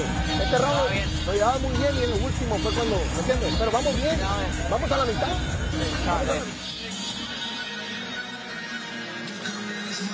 We've reached the halfway point of our main event of the evening. Don't forget, Wednesday, February 19th, Gabe Flores Jr. versus Jose Arellano. Flores Jr. absolutely full of confidence. In the backseat of a car, when we talk to him, he is ready to go and put on a show. He's from the 209, Stockton, California. We're going to be right near his hometown. Here's our main event, round number 6. Ramon Cardenas in the blue and silver, taking on Bryan Acosta in the black and red. Acosta undefeated at 20-0 in his confidence. Oh! Big right hand from Cardenas. First time Acosta's really been hurt. Yeah, he set up with a jab downstairs, a decoy jab downstairs, and then a big right hand upstairs. Acosta trying to mug like he's not hurt. Yeah, he was taking the power well until that one. Now you see a little unsteady. Yeah, he's not crazy hurt, but it does certainly a shot that got his attention. He felt and also got the attention of everybody in the arena. Oh, big left hook swing. Partially blocked there as well. Oh, big right hand down the middle. One block on the gloves, but still Acosta. So he got to take some flack. Yeah, also Acosta not really getting busy in there. Interesting how Cardenas met him at centering a couple rounds ago. Last round he was going backwards. Now this round, Cardenas actually is the one walking Acosta down. Gives you different looks. Yeah. That's when you talk about the different dimensions that Ramon Cardenas has. Man. He can do a lot of different things. Look at the punches landed round by round. Only round 4 does Acosta have the lead. Cardenas 63, Acosta 44, and that's total halfway point of this fight. Yeah, and stylistically, I mean, for Acosta to be busy, he's got to be the guy throwing and landing more. Because he does not have the same power as Cardenas. He does not have the eye-catching punches of Cardenas. He's not in his hometown like Cardenas is, so he's got to be the busier guy. But Cardenas has had the 6 gears, right? He's been able to show us, as you guys just mentioned, different looks, different styles every round until he finds the right one. We see why Joel Diaz is so high in this kid. He can do so many different things. Nice combination combination there from Acosta. Acosta, every once in a while, he'll land something, let you know he's still there. Yeah. Nice strafing right hand there. Yeah, he's not going to let you take his O easily. Yeah. But even the strafing right hand, Jimmy, you see how Ramon turned his neck with that, kind of rubberneck with it. So it's not rough. It's the big effort Acosta gives, he's not getting out of it what he wants. Even when he does land it. Yeah, we've yet to see Cardenas really stunned by any of these shots. Look at the feet of Cardenas. Oh, good body shot by Cardenas, and then he... Nice dig. Acosta also threw a nice body shot a second ago, but... Oh! Gotta stay at close range here. Another good short-range round. Acosta taking these punches well here, but is he going to take it well for the next couple of rounds? Getting hit with these big shots over and over. As he wants to land a big shot so bad on Cardenas, and he's not able to land it as cleanly as he'd like to. Digging underneath to the body nicely with a little touch uppercuts. You can see the leg position here. Look, you see what Cardenas is doing. He's creating a position where he's able to have Acosta square. He steps. Oh, another good ripping left hook. He does a penetration step with that lead foot. He's able to push Acosta off balance. Good power punches from Cardenas in that round 6, but you know the difficulty is he hasn't. You know, he hurt Acosta, but Acosta mentally still in the fight. Yeah. Didn't give up. Came back, tried to throw big punches of his own. Well, Acosta is Mexican, so there you go. Got hit with a big shot, showed that he's still in this fight very much. We're gonna see a big overhand right. That was the shot that had him in some trouble. Yeah, set up with a good jab downstairs. Yeah, nice that was a change. throwaway shot. Oh, that punch actually missed. I thought that punch landed. They traded left hooks there. Actually hit Acosta on the shoulder. You see the redness there. Gentlemen, we all know that feeling, right? Like you're hit with a big shot, what's that? Everything kind of freezes for a second. Yep. That's what it looked like Acosta was feeling in there. Yeah, and his legs definitely had a little shimmy. He got it back pretty quick. He stood his ground, threw some punches with him, but definitely felt that shot more so than anything else. This is a young man who's got guts. Oh, yeah. Yeah, for sure. He got stronger as that round went on, as we are in round number 7, scheduled for 10. Ramon Cardenas to your left. Blue and silver. Bryan Acosta, the young, hungry, undefeated fighter in the black and red. You get no jab from Acosta. You see he's trying to close the gap. Everything but a jab. Head movement. Gets low. He's a hook. He lands it there. Yeah, big overhand right followed by a big hook. The hook landed nicely. Point to the forehead. Ooh. Nice hook there by Cardenas. Oh! Shot! Big left hook! That was on the temple, right? Because that one didn't even look like it landed cleanly. I think it was actually a combination of the one that he landed earlier, high in the head. And Cardenas just landed a hook, right? You say don't hook with the hooker. Cardenas' eyes don't look good, guys. They look glassy. He's got a hold. He's moving his head nicely, but he's got a hold. His eyes look glassy. Yeah, he is. Acosta's rejuvenated. Acosta going hard for it. Guys, we said how dangerous Acosta was. We could see him getting a decision, but do we think you can see him get a knockout? This is why you guys didn't I didn't say decision. Texas judges would not give him a decision. But man, what was the odds on Acosta KO? I don't even know. Wow, big shot again. Right above us, guys. This is the fight that Acosta's been looking for all night long. And Cardenas trying to fire back with power punches. Not known as a puncher. Drops Cardenas in the round, early in the round 7. Cardenas with his mouth open now. Yeah, he looked comfortable, even despite the Acosta pressure. He had looked comfortable. But that was a lightning bolt of a shot. Yeah, it was either high in the head or on the temple. I got to see the replay on that. Don't know how much Cardenas has cleared the cobwebs here. And also the youth excitement of a young undefeated fighter like Acosta. Now he senses he can do this. Got a reason. Oh, good dig to the body. Nice right hand. Cardenas starting to come back. Cardenas is now maybe sort of waver. Oh, big shot. Rock him again. Stumbled again.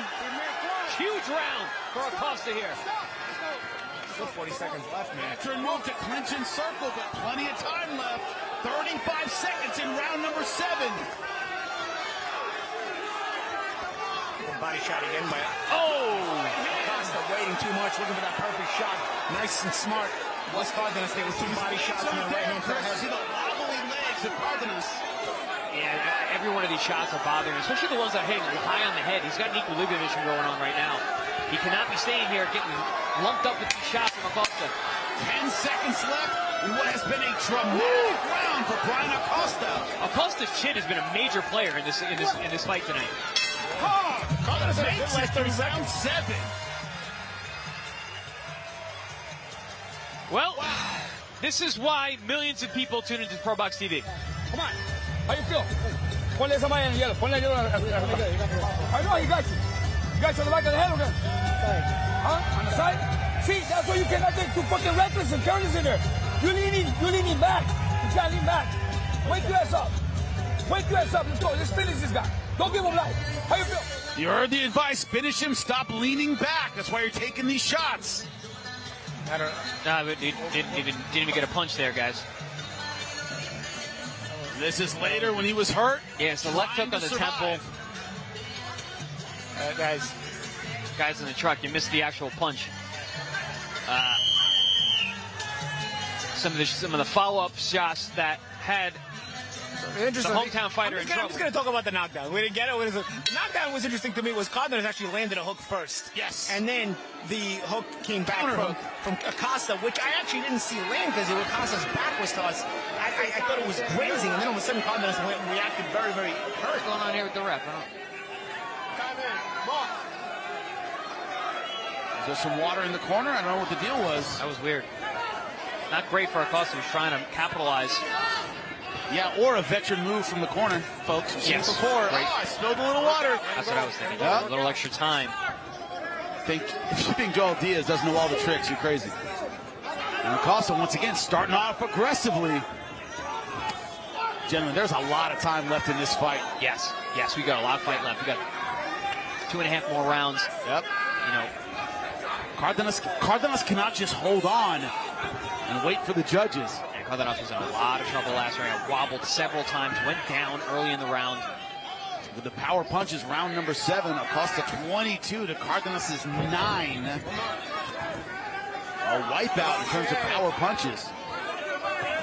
Joel Diaz didn't say hold, he didn't say run, he said get in there and knock this guy out. Yeah, we've watched the confidence of Acosta grow each and every round, and we're seeing why. This guy can fight. This guy can fight. Nice right hand. And I had mentioned a few rounds ago, it looks like he hits harder than the numbers say, and sure enough, that is true. Cardenas now starting to make an effort back. He doesn't want Acosta to stay on that front foot gas pedal, so to speak, but here comes Acosta. So much physical pressure from Acosta, though. And again, we talked about he was big for the weight class. Yes. We're starting to see it now as the fight wears on. He's starting to really Cardenas is getting really uncomfortable. He's starting to bully Cardenas here. And he believes in himself, does Acosta now. He should. He dropped him last round. You know, he's walking through all these. They're telling me this guy's a big power puncher with both hands. I got hit with everything tonight. I'm still here.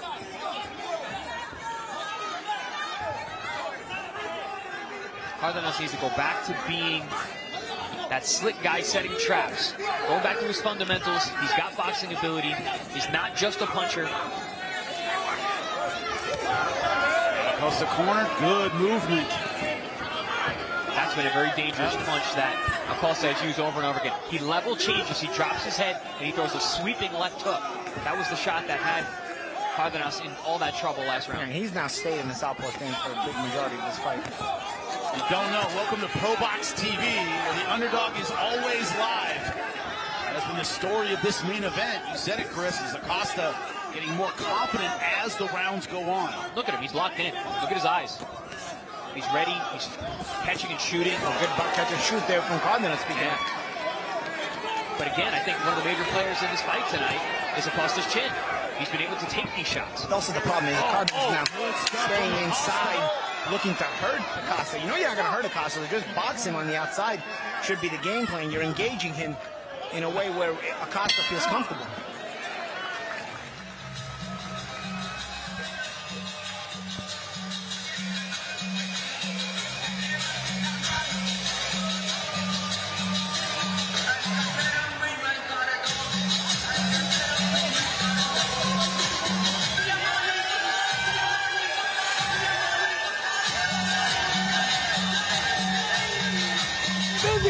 Ramon, dude, this is another fucking level right here for you. La neta, way.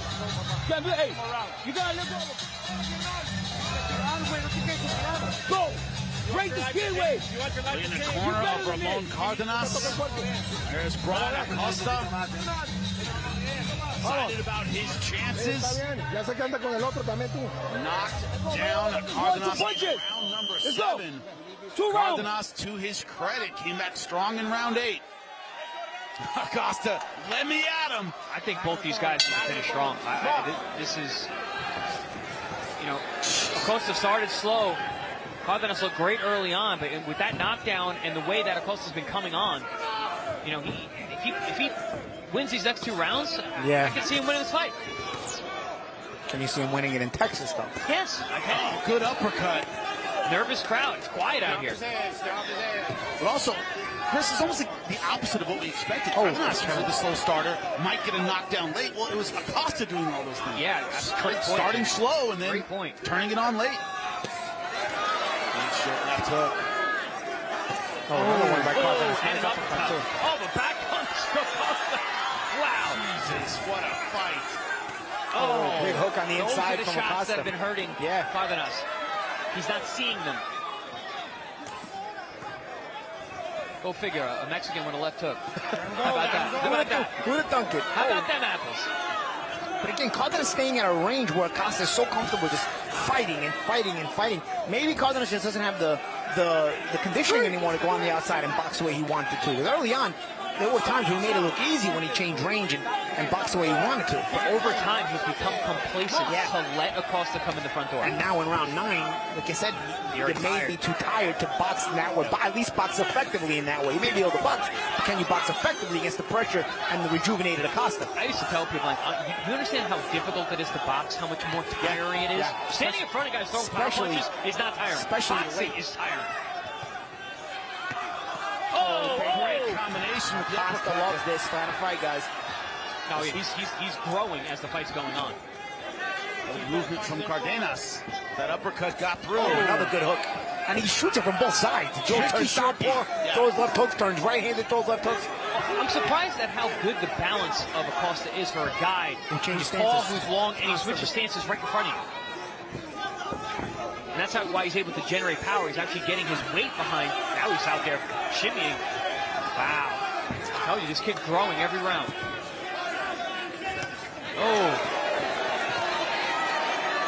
I don't know if Cardenas has the energy to put a combination on. Also, he's being backed up a lot. And when you're being backed up, it's harder to put sustained offense together, aside from a good jab. He's getting bullied, which Cardenas is not really shown anymore. And I think there's a little bit of frustration for Cardenas that he's not able to hurt Acosta. He's not able to get him off.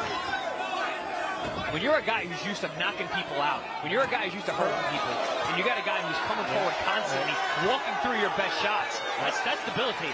Demoralizing. And he's still throwing big punches. Now he's playing on the ropes.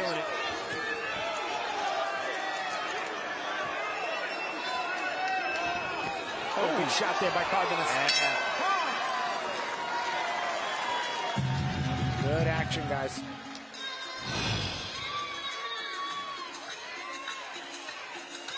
Once again, a quick reminder, ladies and gentlemen, we do have some of the top young talent from San Antonio still to come here at the Bowling Center at Tech Court.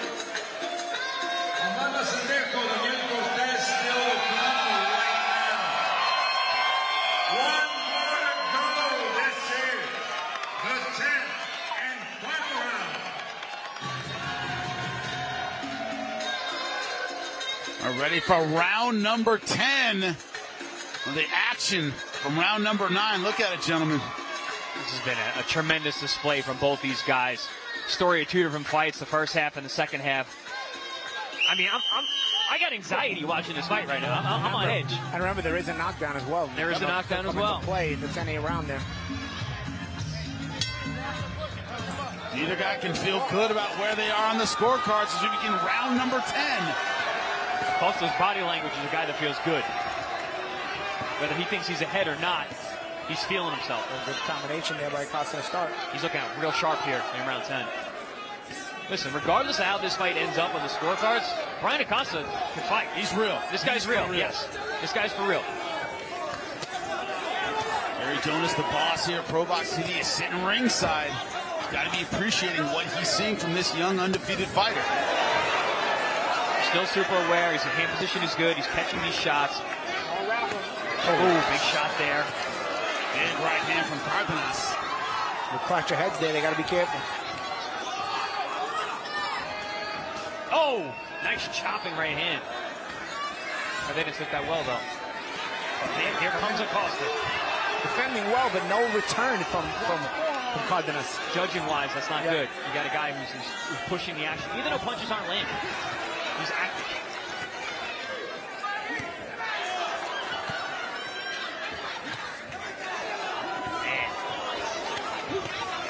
And Acosta wants to fight. That's what I'm saying. Once you engage a fighter like this consistently, now you got to deal with this kind of shot by Cardenas.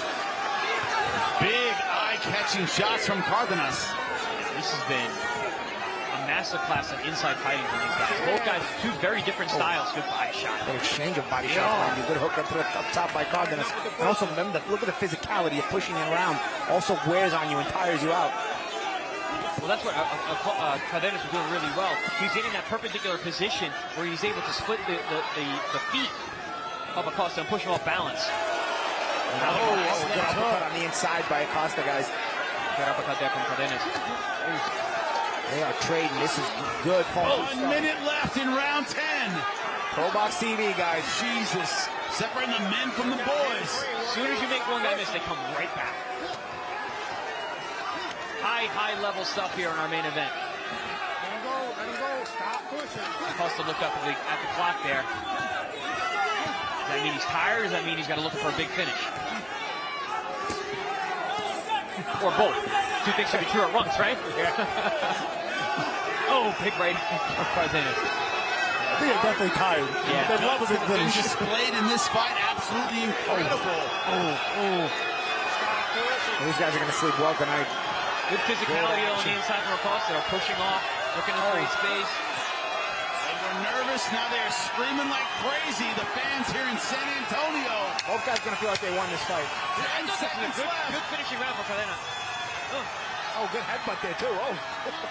Might as well throw that in, too. Beautiful stuff. Good counter right hand by Cardenas. Brawl to the end. What a fight. Wow, what a fight. I'll say it right now. I wouldn't mind seeing a rematch. I would not at all. Man. What a fight. A man in Bryan Acosta who looked outclassed in the beginning of this fight. Came back in a huge way. Yeah, undefeated fighter's an undefeated fighter, man. They are going to have that extra sense of pride to them. Scored a knockdown in round 7. The question is, will it be enough? Cardenas came back and showed real guts here. Good, clean fight. Touch him up. This was a fight to remember, gentlemen. Early on, it looked like Acosta was like a little checked out. Cardenas looked like he was too good. Acosta looked like he was in almost over like his head. He was like admiring the fact that he was in the ring with a different level of opponent. Never got started, and then when he did get started, well, it was a fight. I alluded to the fact that maybe it was the weight, coming back down in weight. Sometimes it takes a few rounds to kind of get your body underneath you. And then once he did, I mean, we started seeing him throw combinations. He was throwing heavy punches, which he's not known for. Once that knockdown, look at that. That was absolutely good. What a sweeping left hook there. What? Oh, that's one of those ones. Right on the forehead. And that's one of those ones. Cardenas didn't do anything wrong. No. He had his hand up. Just hit him on his forehead. And then later in the round, he hurt him again. This is a huge round for Acosta. Equilibrium shot. Yep. Well, Cardenas came back well, round 9. A lot of physical pressure from Acosta. But these guys, I mean, they were fighting tooth and nail for these last 2 rounds. What a fight. Back and forth. Both these guys super talented. Again, masterclass on inside work from both these guys. Good action. ProBox TV, we pick up where we left off, right, guys? 2024 was a great year for us. Good action. Tell your friends, guys. Subscribe to the app. It's free. This is what we got for you all year round. What a main event, man. Wow. Neither guy can feel great about what the judges saw tonight. Here are the stats. Jabs, 39 out of 174. More for Cardenas. But power punches, the advantage goes to Acosta. Total punches, only a 5-punch difference. And equal in body shots. This one was close. Yeah, period. wow, man. You really, what we saw with our eyes, a close fight. Yeah, you can't get stats closer than that. And it mirrors exactly what we just saw, Jimmy. Good question. How did the judges see it? To end the suspense, Lupe Contreras. Tell us who won this main event. Ladies and gentlemen, after 10 action-packed rounds, we go to the scorecard. Damas y caballeros, después de 10 vueltas repletas de acción, esta es la decisión oficial. Los jueces Weaver y Carrión entregan tarjetas idénticas de 95 a 94. Judges Weaver and Carrión turn in identical scores of 95 to 94. Y el juez Calvi anotó 97 a 92. Judge Calvi scores about 97 to 92. All in favor of the winner by way of unanimous decision. Los tres a favor del vencedor por decisión unánime. And still, the WBA Continental Latin America Champion from San Antonio, Ramon Dinamita Cardenas. He earned every single point on those judges' scorecards. Two judges had it a one-round fight. I got to say, I agree with how close that was. No, the two judges had it 95-94 minus a point. It's about 96-94, so 6-4. The other guy, Calvi, was your typical Texas judge. Had the hometown guy 8 rounds to 2 minus a point. Much heavier, yes. So, but not, I don't want to say typical, but, you know, stereotypical. Yeah. You know, the ones we got used to at times through the years. Right. But 95, 97, 92, a little too wide for me. Which would have been 98 without the knockdown. Right. Gave Cardenas 8 rounds. That's not, nobody won 8 rounds this fight. No. Nonetheless, as I said before, we heard the scorecards. I would love to see a rematch. Yeah, I would love to see a rematch, and I think the fans at home would as well. I would love to see a rematch. I definitely want to see Bryan Acosta again. 96, 94, you know, which it was 95, 94, which again, like you said, Chen, that's 6-4. Right. Cardenas, I can absolutely see that, especially because Bryan Acosta started so slow. Yes, He gave up so many rounds early on. No, the fight goes both ways. I mean, you have an argument for both guys. Like I said, I think both guys are going to feel like they won this fight. Yep. It's when you start getting the 8 rounds to 2 card, and then you're like, come on, dude, really? Like, what are you watching? Come on.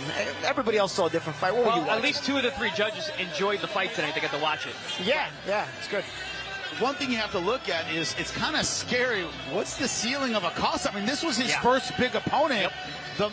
The moment may have gotten to him early in those first couple rounds. After that, veteran adjustments, a veteran performance. He's going to go back to the gym this week a better fighter than the one who walked in here tonight. Chin, guts, heart, gas tank. I mean, all of it. And not only a better fighter, a more known fighter. People, you know, you despite coming up just short in this fight, I think people are going to know about Acosta now, and people are going to praise Acosta, and boxing fans are going to want to see him again. Whether we get a rematch or not, I think both of these guys are entertaining fighters. We've seen Cardenas before; he's entertained. Acosta tonight comes on the scene with his undefeated record and fights like a guy who is 20-0 and coming in and deserves to get other shots, and we hope to see him again regardless.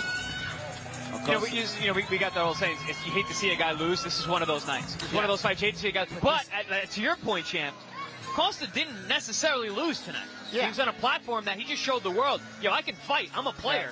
Yeah. He's going to get some big fights over it, if not a rematch. And typically, guys on the level of ProBox TV, we make these fights. They're competitive. They're good. People at home are satisfied. And usually, guys both earn their keep. So I think people are going to want to see both of these guys again. And I want to see a rematch. And we always talk about how we bring guys back who fight hard even when they lose. So let's look at the flip side. Cardenas, we found out he can recover well. There's Chin in terms of your ability to stay up. Then there's Chin in terms of your ability to recover. He recovered comparatively quickly from a bad knockdown. That's important. And it looked like an equilibrium shot, too, with that shot to the forehead. He looked like he was still hurt late in the round, but came back and really gutted it out. And Acosta really surged late in the fight, so he had to hold off a storming Acosta. I thought Cardenas had a good last round. He really showed that he belongs. I mean, he landed the more accurate shots despite Acosta's effort. Real metal today. He showed what he's made of. And I'd be curious to see if on those 2 scorecards where the judges were actually watching the fight, if Acosta won the last round, because that would have been the difference in the fight. That would have been incredible. We'll find out, of course. But it rolls on here at ProBox TV. That was a great main event. But join us Wednesday, February 19th at Gabe Flores Jr., Jose Arellano.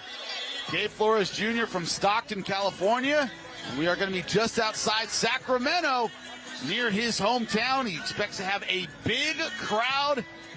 February 19th, be part of that crowd. Check it out. Download now the ProBox TV app. never fall behind in your boxing and your boxing news. It was an incredible show tonight here in San Antonio. I gotta say, for all of us here at the ProBox crew, you have been outstanding. Great food, great people, great fight fans, and it was an amazing night of fights. Vigo Ramirez getting decision win. Michael Angeletti, a beautiful body shot knockout over Judy, Flores, and all the performance of the night has to be Justin Pauldo taking out Shavkat, Rakhimov in our co-main event. The former world champion getting absolutely dominated by Justin Pauldo. And then in our main event, he tasted the canvas, but he came back. Ramon Cardenas showing great things. It was a great night of fights. That Mexican action in our main event, guts, heart, determination, appreciated by everyone here in San Antonio, Texas. Thank you so much. We will see you next time here on ProBox TV. It has been fantastic, as always.